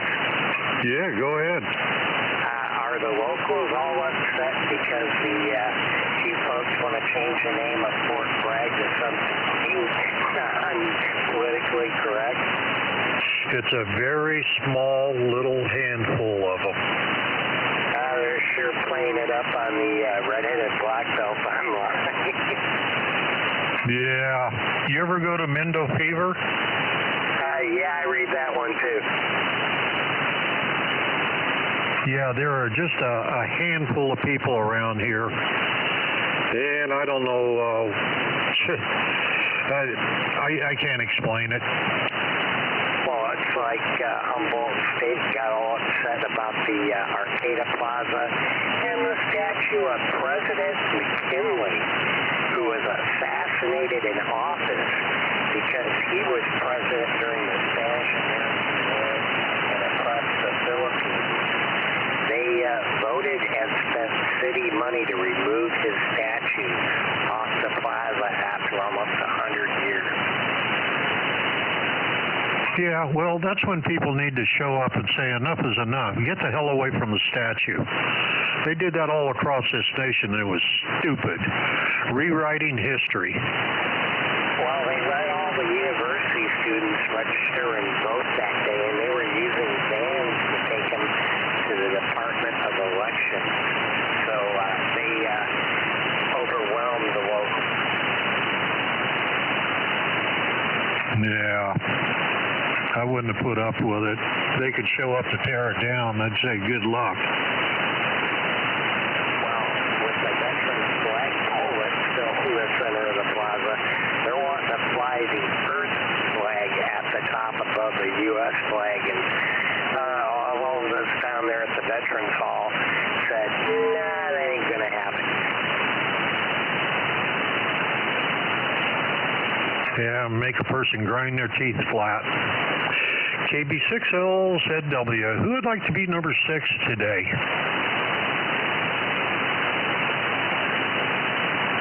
That's why I just love wearing my Marine Corps ball cap when I go into our KK6 and rock. There you go. They don't tend to want to get all mouthy with a 6'4" Marine. Well, you are kind of an imposing figure. And I may be an old devil dog, but I can still growl, fight, and carry a bone. Oh, I've never heard that one. I like it.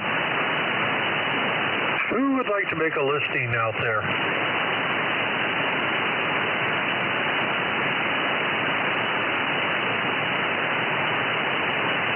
Yeah, we had Black Lives Matter here 2 or 3 years ago. They came in, they were all over town, shopping through town, going through all those shops. Then they had about an hour protesting. Then they packed up and left. People just ignored them. They went back home.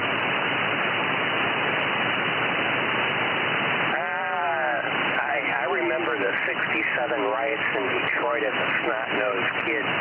I mean, right there in front of me, and President Johnson sent in the 101st Airborne and armored vehicles.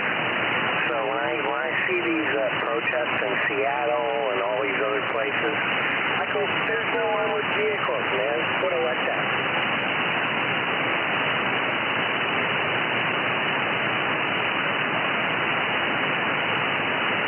Who would like to make a listing out there on a casual Sunday afternoon?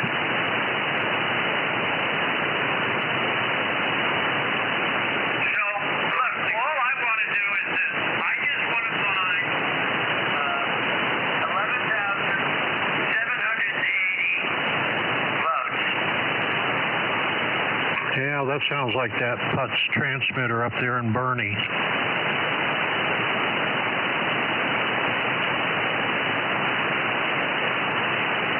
Who would like to make a listing out there?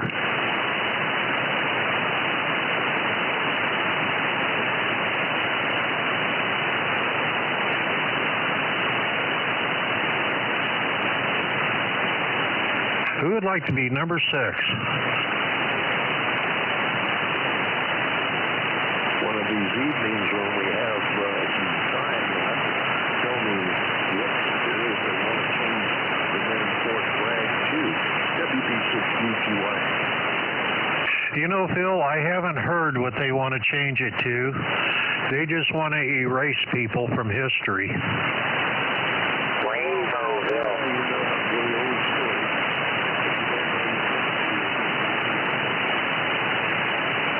That's what they're hoping for, I guess. Who would like to make a listing out there?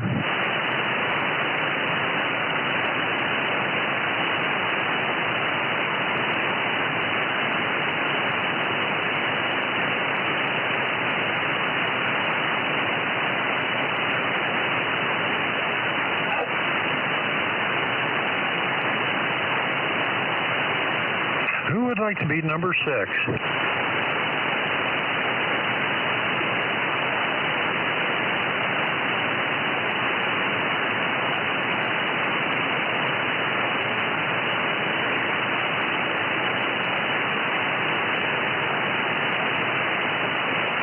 Boy, here today it just won't quite clear off all the way. You get a little blast of sunlight and there's blue around and then it disappears. And I still have hollyhock that is trying to bloom. Who could imagine that in December? Well, it's gray, it's foggy, and no precipitation at the moment up here above your acre. Yeah, I think a little bit of fog just came in. I have an outside orchid that's trying to bloom right now. Just sent out a great big shoot of blooms there, getting ready to probably another month open up. Well, we did get quite a bit of rain here the last couple of days up here, but they're saying I was watching the news out of the Bay Area on satellite TV, Santa Cruz and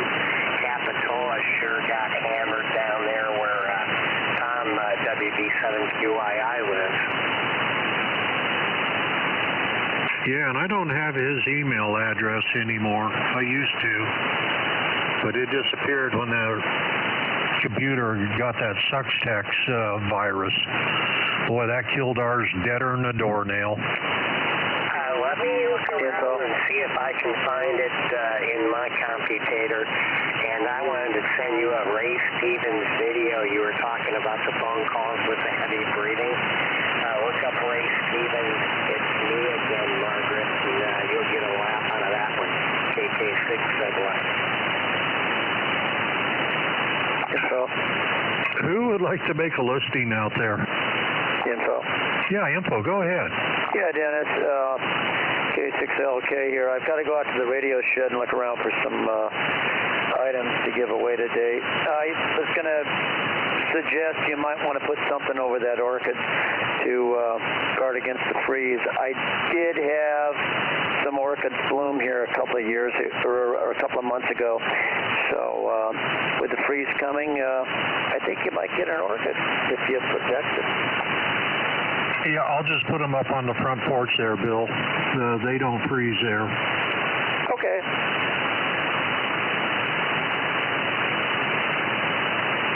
Who would like to make a listing out there?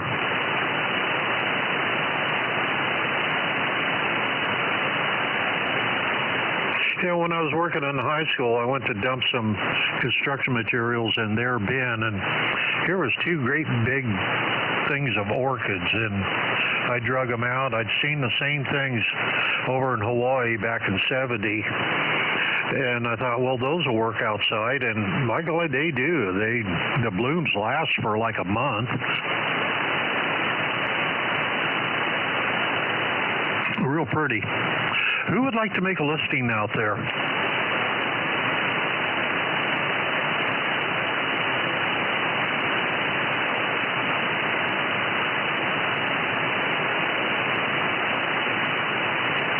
And Bill, good afternoon to you there. Foster, if you're listening, good afternoon to you also.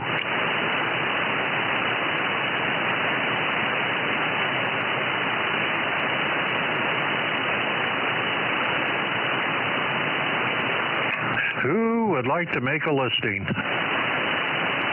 Did I hear my name, W4HCX? Yeah, I was saying good afternoon to you on the very last day. Happy New Year to one and all, and to you, and to Bill, N6MXU. Yeah, Happy New Year back to you, Dennis. You do a marvelous job at this.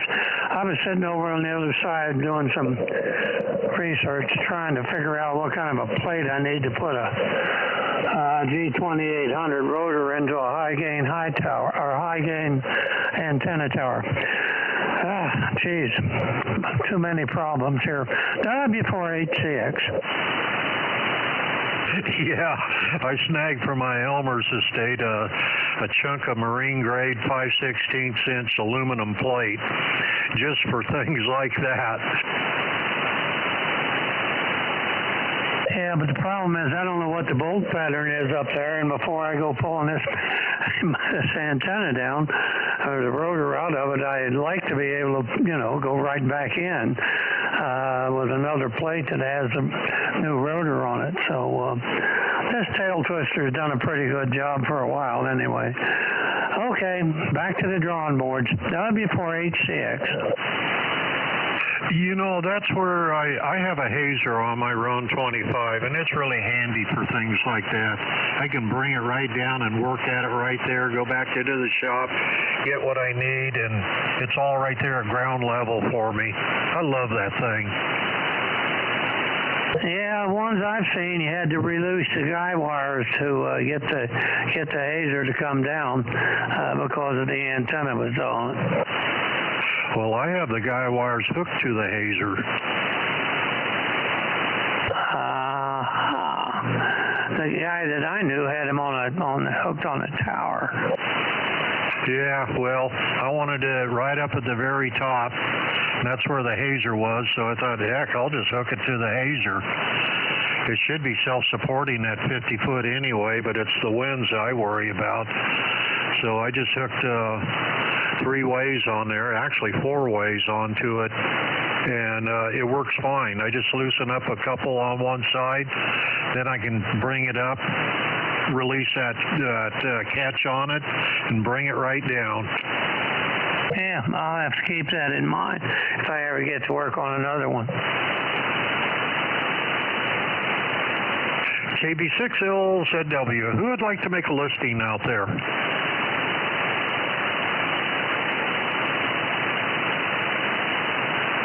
Boy, that must be a really good football game going. WB70XP. Whiskey Bravo 7, Oscar X-Ray Papa? Correct, WB70XP. To the station looking for the shelf, take a look at the DX Engineering Accessory Shelf 25, see if that will work for you. Did you hear that, Foster?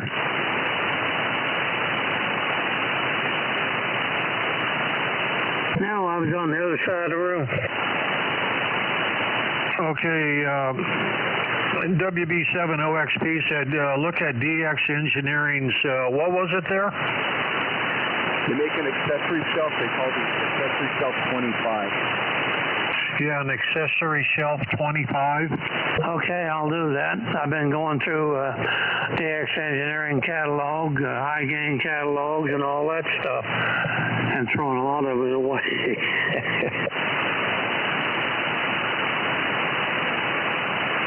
Yeah, thank you for that suggestion there. Yeah, appreciate that. Before HCX Friday. It's a lot more adjustable, but either way, the holes were there. If nothing else, the drawing. WB70XP. Okay, and there was somebody else in there. How may I help you?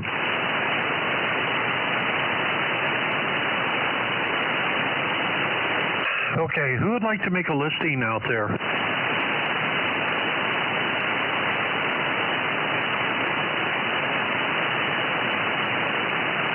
Now I know why I had 20 yesterday. Everybody's watching football and getting ready for New Year's.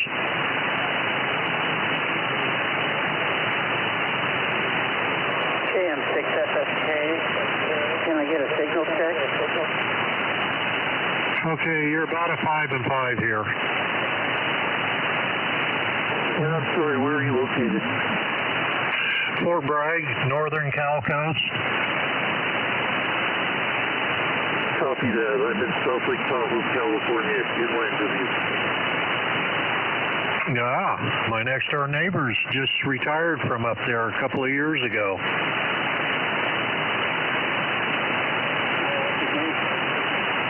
Oh, I just know them by their first names, Blair and Darlene. And then my other neighbor on the other side, he's from up there. He used to be have a trenching business up there. Yeah, I've been up here since around 79. Well, you've been there a while then. Copy that. Hey, thank you for the signal check. Yeah, you've come up there. You're about a 5 and 8 now. Who would like to make a listing out there today?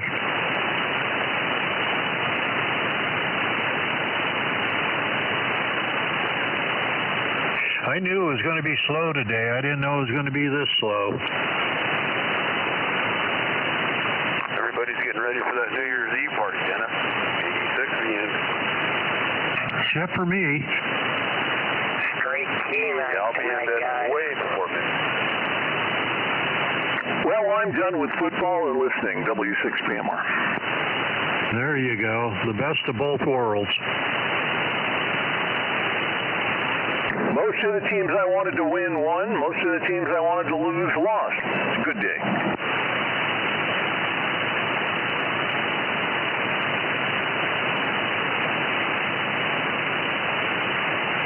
Who would like to make a listing? With about 35 more minutes left. That could be a long afternoon. Yeah. What's that, Steve?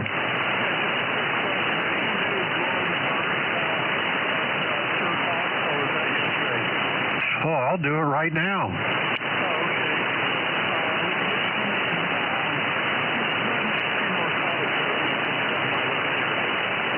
Okay, yeah, ladies and gentlemen, it is Glow in the Dark time, our tribute to K6LVD. Radio that drifts in the dark. He was such a laid-back guy when I was talking to him, and his daughter was exactly like that, too. She was all very laid-back. Boy, you could sure tell that she was his daughter.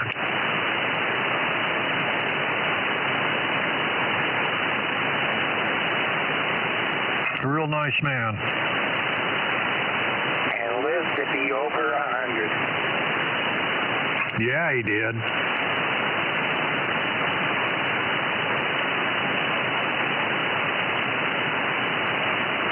Who would like to make a listing?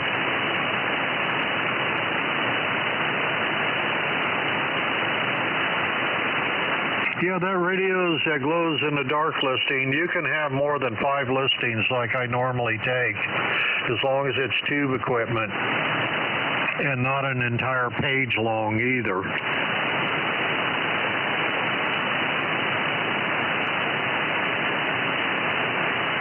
That way you can list twice in one weekend.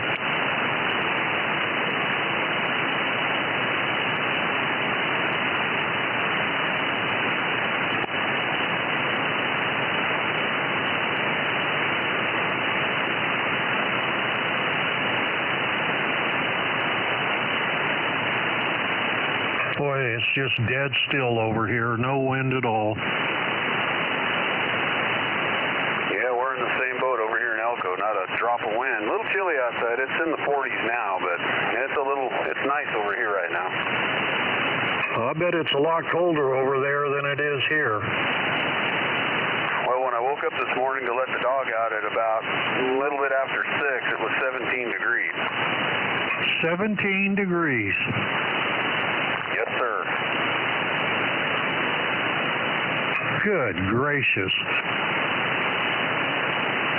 We had that kind of weather here. It'd take a month to get all the plumbing back in order, and half of everything around here would die. Yeah, I can. We use a lot of heat traces up here on the plumbing and everything like that. So yeah, we've set up for it. Well, Dennis, I got a listing or one. Yeah, go ahead. Okay, first off, is the audio and signal okay? Yeah, seems to be. You're 20 over. Okay. This is W6PMR, Papa Mexico Radio, Paul in Lincoln. And I have a want. I'm looking for a Kenwood VFO 230. It's the digital VFO for the 530, 830 hybrids. I think it works on an 820 too. I don't know about a 520. At any rate, looking for the Kenwood VFO 230. And I can be reached at area code 916, phone number 645-2472. Over. Number 6 today is going to be for Whiskey 6, Papa Mike Romeo. That's Paul in Lincoln. Paul has one. He's looking for a Kenwood external VFO. He's looking for the VFO 230. And if you have that, you can get a hold of Paul at 916-645-2472. Any breaks for Paul? Thank you, Dennis. Yeah, the 520 don't work on it there. I have a VFO 520 for the 520. Yeah, I don't think it worked on the 520, but it did work on the other hybrids. For probably the 530, wouldn't it? Well, it'll work on an 830 or a 530. Yeah.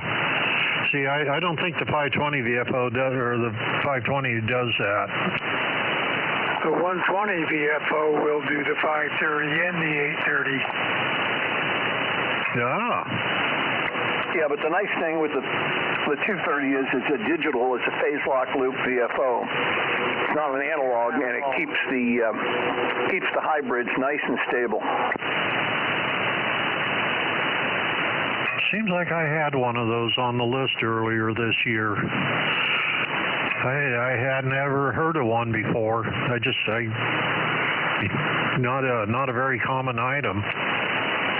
No, it's not. There's a guy on QTH that has one, and I've been trying to get a hold of him for 2 weeks, and nada. Oh, for the VFO 120? No, the 230. Yeah, 230. Well, there was somebody I was thinking, I'll have to go back through my list. Had a VFO 120 or a 1-for-1, I forget, but I hadn't heard of them before. Like I said, like we both said, they exist. There's just not a lot of them out there. Yeah, kind of like honest politicians. Pretty damn rare. I use one with my 530. It works good. Yeah, it does. It's nice and stable. KB6LZW, who would like to make a listing out there?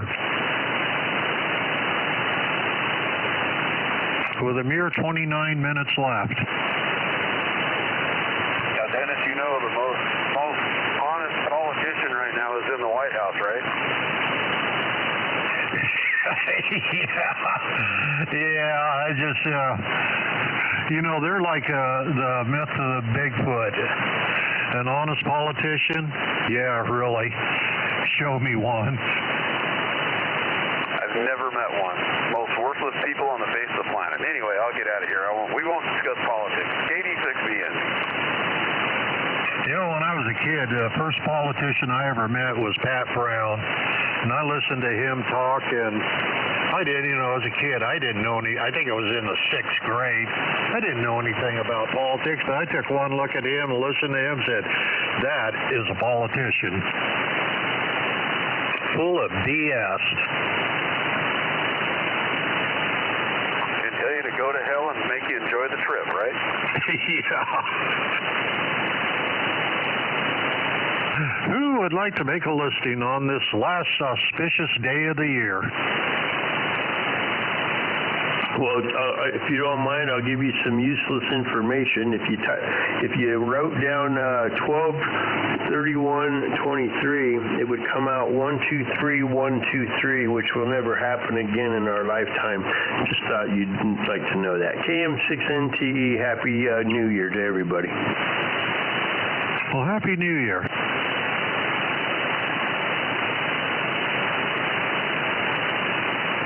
I remember my grandmother showing me a brand new quarter. It was 1969. She said, turn it upside down, still 1969. Or was it 61? Right. 61 was the last upside down year. Yeah, I remember her showing me that. I was collecting coins as a kid, back when you could still get buffalo nickels and such and change, and thought, wow, that's pretty cool. 1943 steel pennies?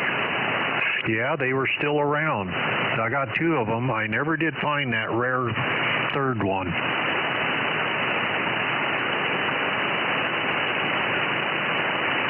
still got steel penny from the 40s. What's that? 1 year during World War II. Yeah, it was a war effort. They saved the copper for important things. Yeah, like shell casings. Mostly wire and bullet surroundings. On the projectile. Yeah, most of it went into bronze production for shell casings. Who would like to make a listing out there?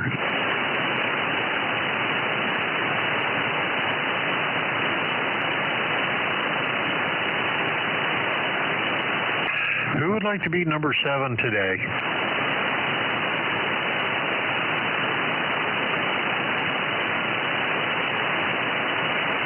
I used to like to look at those those quarters that had the standing liberty on the front and the raven flying on the back. I always thought that was a good-looking coin. That was an eagle, Dennis. Well, I thought it was a raven. Also, being a hardcore numismatist, I have almost all of those, and I have a whole bunch of them in uncirculated. Wow. You know, in the last year there, Paul, I picked up about five mistake coins. Double stamped? Well, what kind of mistake? Yeah, off-center. One of them, there's no L to Liberty. And I'm trying to think what the others are. One was not a very good covering on it. It came out yellow. I think I have about 5 coins I snagged right off the bat, and then I haven't found anything lately. Well, I've got a complete list of what those are worth, but let's not do it here. If you're on 75 at night, I will pull out the sheet and tell you what they're worth. Oh, okay. Maybe you could find that elusive Chevy Love. You know, there's still one running around town here. I saw one here in Arcata the other day. Why are you looking for a Chevy Love? Well, I used to own one. It was actually a pretty good little pickup for what I put it through, but its front end got so loose I had to sell it. I mean, you couldn't keep it on the road. I must have driven a lot of miles on those as a work truck. We had a whole fleet of those. Do you end up changing the carburetors? We ended up changing virtually all the exhaust manifolds. They all cracked when they got wet. Yeah, mine never cracked, but the carburetors were junk. I ended up putting on a 2-barrel Weber. I forgot. Those things were Isuzu, right? Yeah, they had their own pitch. Nobody else had that thread except for Isuzu. Yeah, we replaced the Loves with Couriers, which were Mazdas, and that was the last of my small truck experience. God, I haven't seen a Courier in years. I haven't seen an Isuzu in years. My best friend just got rid of his 74 Courier about 4 months ago. No, what's that? My friend out in California just got rid of a 74 Courier about 4 months ago.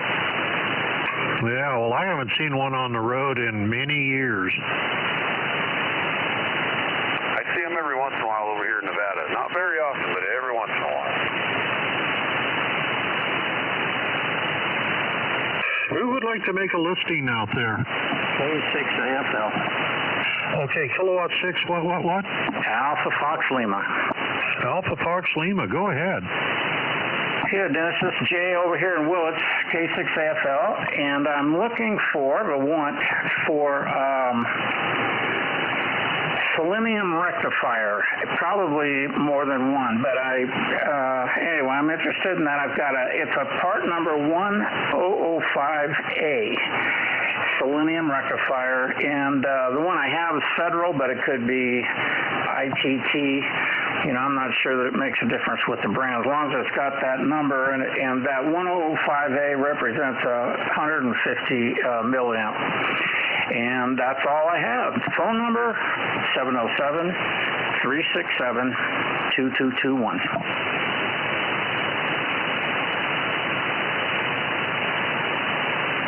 Okay, everybody, number 7 today is for kilowatt 6, Alpha Foxtrot Lima. That's Jay over in Willits. And Jay has one. He's looking for selenium rectifiers. And that part number is 1005 Alpha. He needs those. And I guess that 1005 has to do with milliamp rating. But if you have any selenium rectifiers, look through your stash there and see if it has that part number. You can get a hold of Jay at 707-367-2727. 2221. Any breaks for Jay? Comment? Yeah, go ahead. Yeah, this is KD6GN Carter at Golden, Oregon. You're far better off if you can do it to replace the selenium rectifier with a resistor and a silicon diode. Far better. Yeah, I've been reading up on that. That's my next step. And this little project wasn't supposed to be this big of a project. But anyway, I thought just replacing the rectifier would be the quickest way. It's not something I'm really going to use likely a lot. I just want to get it back on the air for a minute. What are you trying to get running? It's QRP-CW rig. It's from the 40s, and it's not a brand name thing. It was a homemade thing, as far as I can tell. But it doesn't have a brand name on it. But it's really well made. Not that electronically inclined, but I kind of mess around with stuff like this, and I think it's going to go. I replaced. I can't think of the name of it now. A capacitor in it already, and got that. And that wasn't the issue. So now I see that I've got an overheating rectifier. Okay, well, be sure to change all those paper caps in there. I don't see any others in there. Good deal. Well, good luck on that. I hope you find that. KB6LZW with a mere pretty much 18 minutes left. Who would like to be number 8? K6LK. I heard something out there, but I didn't catch it. Yeah, the band was dropped out.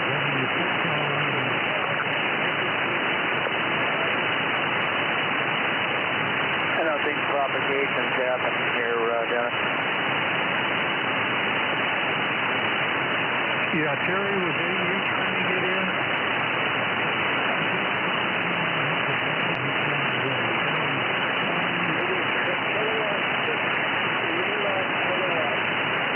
Well, I heard that. Lehman Kilowatt, KD6GN, I think you two wanted to get together.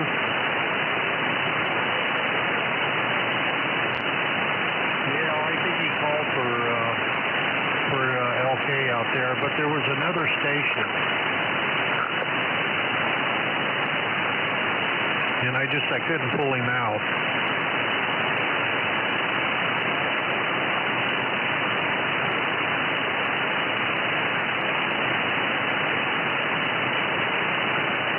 Okay, who would like to make a listing?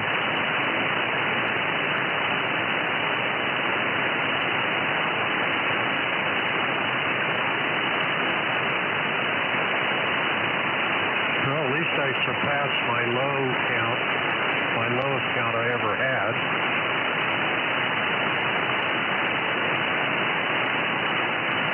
Boy, I remember some of the clearance counts that were in the 30s, or maybe even more. Oh, it'd be more than that. I used to take 40-something a day. I think my biggest day was 72. Oh, my gosh.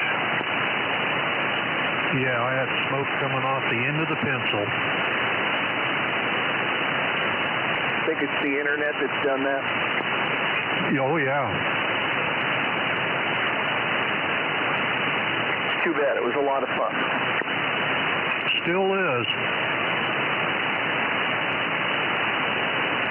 Who would like to be number 8 today?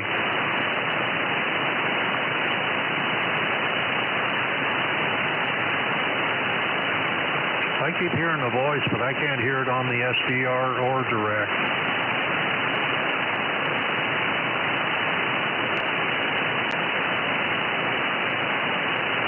Who would like to make a listing out there?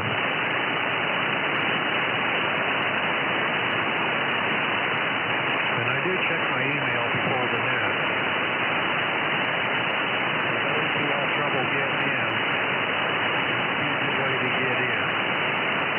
And even if it's not my weekend, I'll try to get it into the net there. And that also goes for technicians and any novices that are left out there.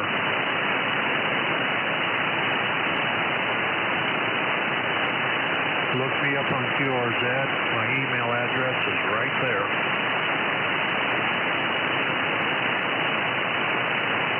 Now, who would like to make a listing out there?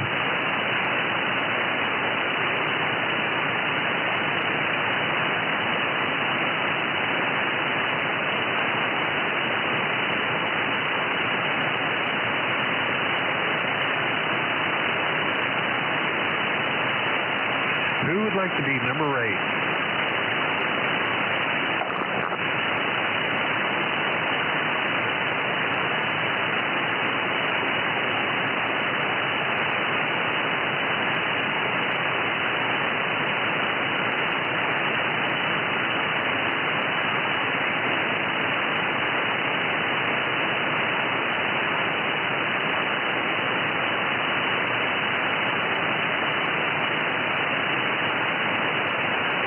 Who would like to make a listing? God, I wish I had a nickel for every time I said that.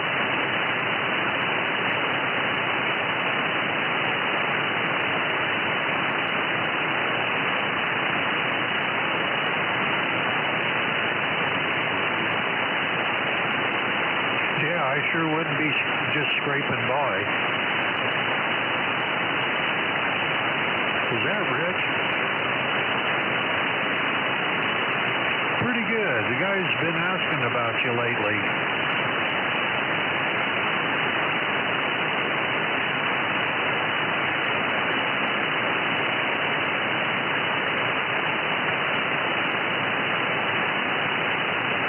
Okay, good to hear you, and Happy New Year.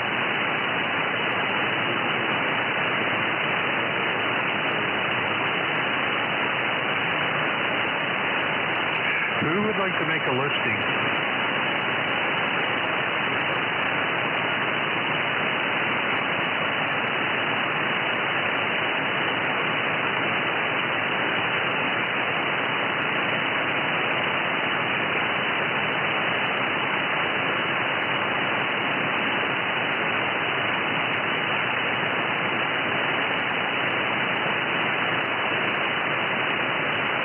Yeah, it's turned to high fog here now.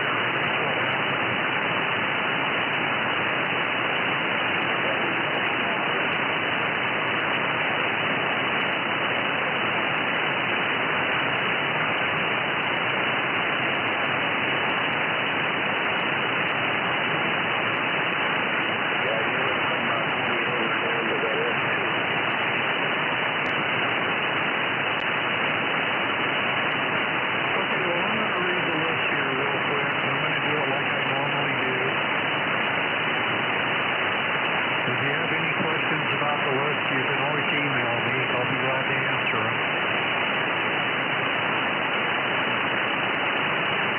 Starting with yesterday's list, number 1 was Dennis in Athol, Idaho. Dennis has by Fintech the Ultramatic skier, the KR50. He'd like $65 for it. He'll ship it for that. He has an Axon RS35A power supply. He'd like $150 for it. He'll ship it for that.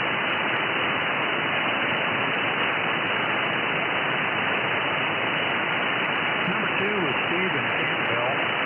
Steve has by MSK the 269 antenna analyzer.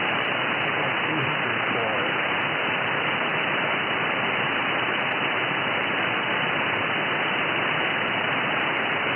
Number 3 was Dennis in Lucerne Valley. Dennis has by Anytone the AGD Delta 878UV. It's a DMR 2-meter 440 handheld. He'd like $100 for it.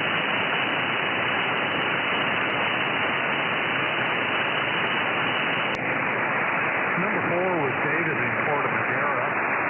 David has an ICOM IC746. It's a non-pro version. It's mint condition. He'd like $500 for it.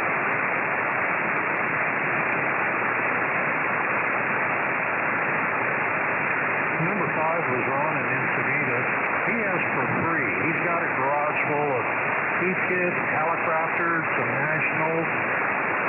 These are all for parts rigs or restoring. He has a variety of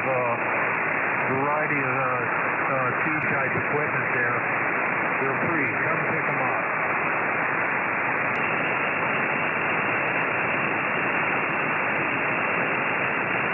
Number 6 was Chuck in Rio Linda. Chuck has by CD hand tool rotator and control box. He'd like $125 for that. He has by Highgain the TH6 DX Tri-Bender. It's the Thunderbird model. He'd like $125 for it. He has a heavy-duty 5-band quad. It has 4 elements on 10, 12, and 15 meters, 3 elements on 17 and 20. It's all there except for the wire. That's your own wire. He'd like $350 for it. The boom is a 3-inch tubing. It's a heavy-duty version. He has a Yaesu SC857 Delta. He's like $750 for it.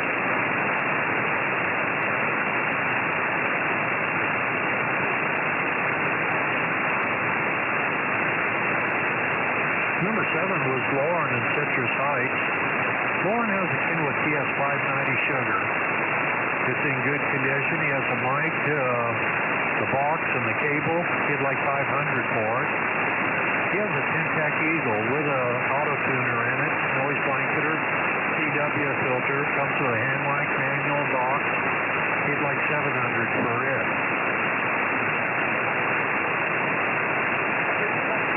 Yeah, info, go ahead.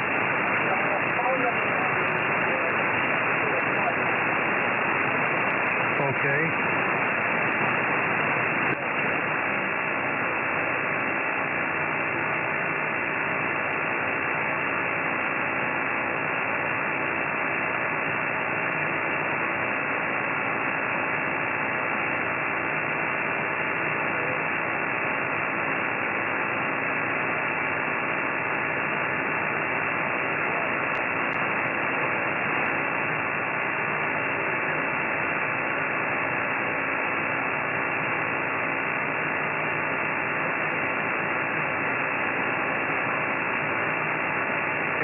Radios that glows in the dark listing yesterday. He has a Clegg Zeus transmitter with power supply. And I think that's a 6 and 2 meter AM and CW.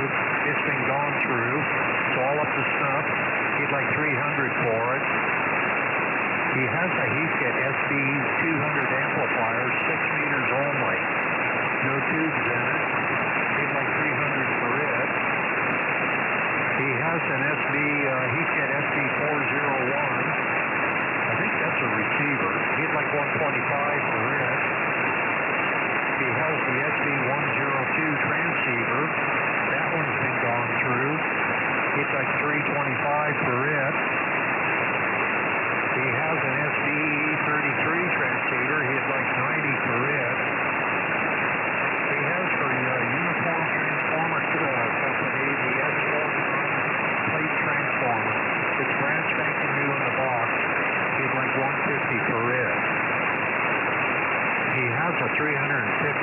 modulation transformer, multi-tap. He'd like 150 for it. I don't know why he still has it. Somebody should have bought that. He has Elzico twins here. It's S-line columns clones. He'd like 650 for them. Those have all been gone through. They're all up to snuff. He has a Globe Scout 65A. That one's been completely gone through. He'd like 150 for it. Then he has a Heat Kit 6er and 2er with crystals, mic. It's mint condition, both of them. No mods in them. He'd like $275 for those. He said he would trade for small solid state stuff like VHF, UHF, all modes, and along that line.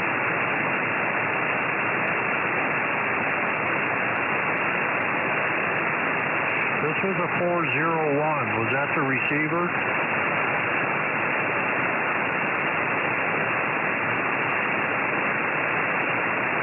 Okay, well, thank you for that. I'll write down transmitter then.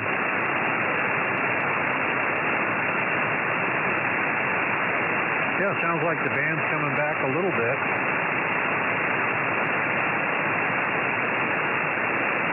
Number 9 yesterday was Mike in Ojai. He has a mint condition Kenwood TS990, and he has the matching SP990 speaker. He has the boxes and the manuals. It's like $6,500 for the pair. Pick up in Ojai.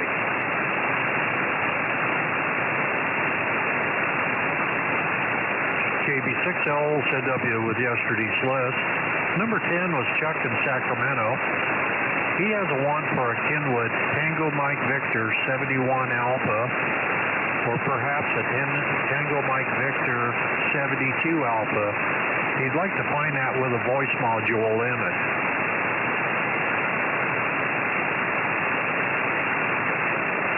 Number 11 was Walt in Novato.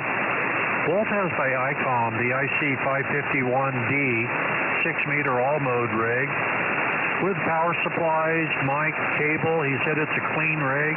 He'd like $200 for it, or best reasonable offer. He has a military Raytheon setup here. It's a transceiver. It's the RT70GRC. It does all the 6-meter FM portion, and a little above and a little below. It's solid state. Comes with a power supply and a microphone. He'd like $125 for it. He has new in the box by Antenna Specialties, a 17-foot, 10-meter ground planed antenna. He'd like $125 for it. Then he has a Globe Scout 65A. He said it's in pristine condition. He'd like $125 for it.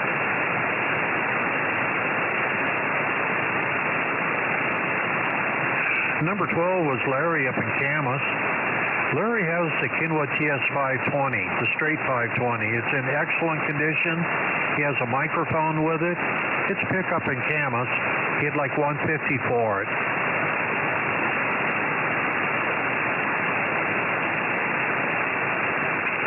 Number 13 was Foster in Pahrump. He has a want for an E.F. Johnson single sideband adapter.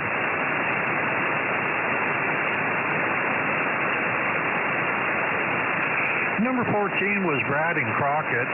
He has project rigs. He has a Kenwood TS430, a 440, a 930, and a 940. These are pickup in Crockett. He'd like best reasonable offer on them. He also has American-made 811 and 811A tubes. He has a Heathkit HP23 power supply. It needs rebuilding. And he's got amps. These are untested, but he's got them. One's a Clipperton L. Another one's a Heathkit SB200. He has a Yaesu FL2100 and an FL2100B. And an Ameritron AL811. These are all project amplifiers. Pick up in Crockett for best reasonable offer.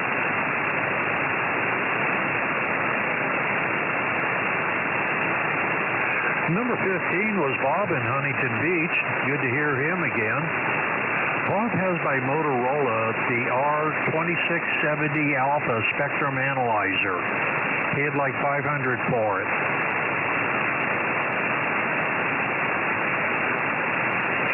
Number 16 was Roy up in Sixes, Oregon. Roy is looking for a CB antenna by Antenna Specialties. It's called the Super Scanner. He wants to use it on 10 meters, but he likes that Super Scanner, and it's the model MS-119. If anybody has one of those, he'd love to find one new in the box.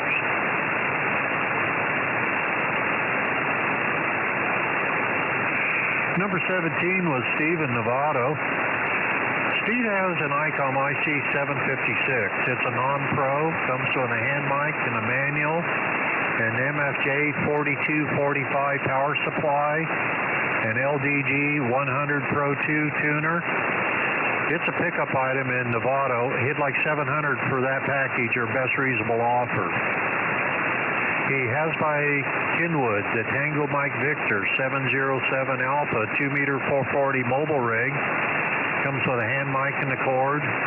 He'd like 180 for it, for best reasonable offer. He has an Olenco DR130 2-meter mobile rig. Comes with an Astron RS-12A power supply. He'd like 80 for it.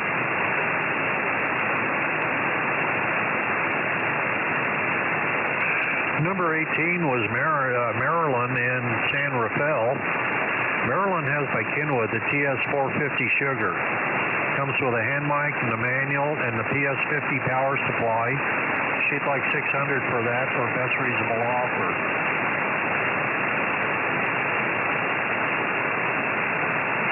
Number 19 was Ron in Pacifica. Ron has by Uniden President the HR2510 10-meter 25-watt all-mode rig with a hand mic and a manual and a mobile mounting bracket. He'd like 300 for it.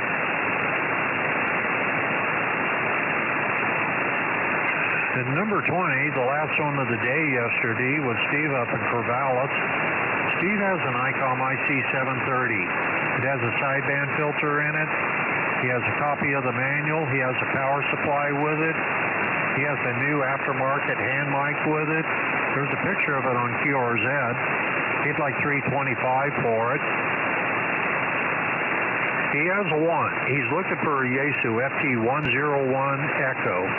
He'd love to find it with a CW filter in it, but he'd like a nice clean 101 Echo. Okay, that's yesterday's list. Are there any questions, infos, deletions?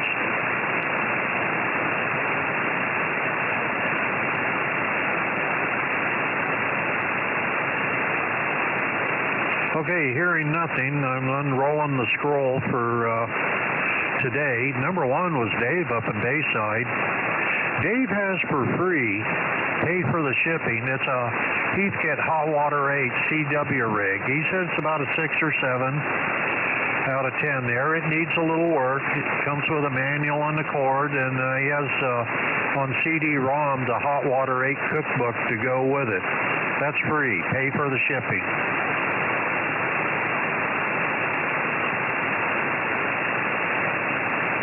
Number 2 was Doug at Angels Camp. Doug has a short 6-foot chunk of Roan 25 tower. Be good for a base section. Sink it into the concrete. It's picked up in Angels Camp. He'd like 50 for it. He has by Vectronics the HFT 1500 tuner. That'll cover 160 to 10 meters. It's a roller inductor style. Legal limit. He'd like 225 for it. Info, go ahead. Yeah, on the Roan Tower. On that base section. That's a pickup in Angels Camp. Okay. Okay, that's Norway 6, Bravo United, N6BU, Doug, at 209-286-9583. Over. QSL, K6LK. Number 3 today was Clarence in Corning. Clarence has an ICOM IC706 Mark II-G. It's just back from being checked out. It's all up to snuff. He'd like $550 for the rig. He has a Drake line here. He has the T4XB transmitter, the R4C receiver, the speaker power supply combo, and an MN2000 tuner. He'd like best reasonable offer on that. He has a want. He's looking for the FT290. He's looking for the FTS-7 tone encoder. He said he'd even buy a parts rig if it had a good tone encoder in it. It's a dip switch type. And he's also looking for the FTB-8 alkaline tray. He also has a want for an FT790. That's the UHF version of that FT290.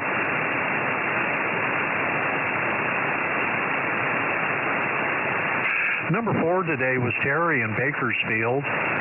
He has by Newman a condenser microphone. It's the TLM-103. It's as new.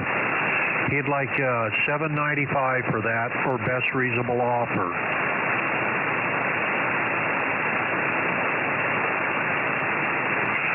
Number 5 was Eric up in Boardman, Oregon.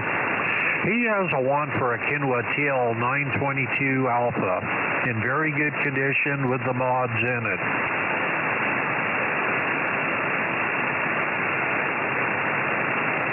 Number 6 was Paul in Lincoln. Paul has a want for a Kenwood external VFO. He's looking for the VFO 230.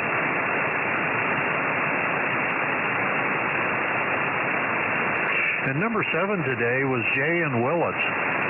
He has a want for selenium rectifiers, and they have a part number which has to do with their milliamp rating. It's the part number 1005 alpha. That is a want. Okay, that's the list as I have it for day and yesterday. Are there any infos out there?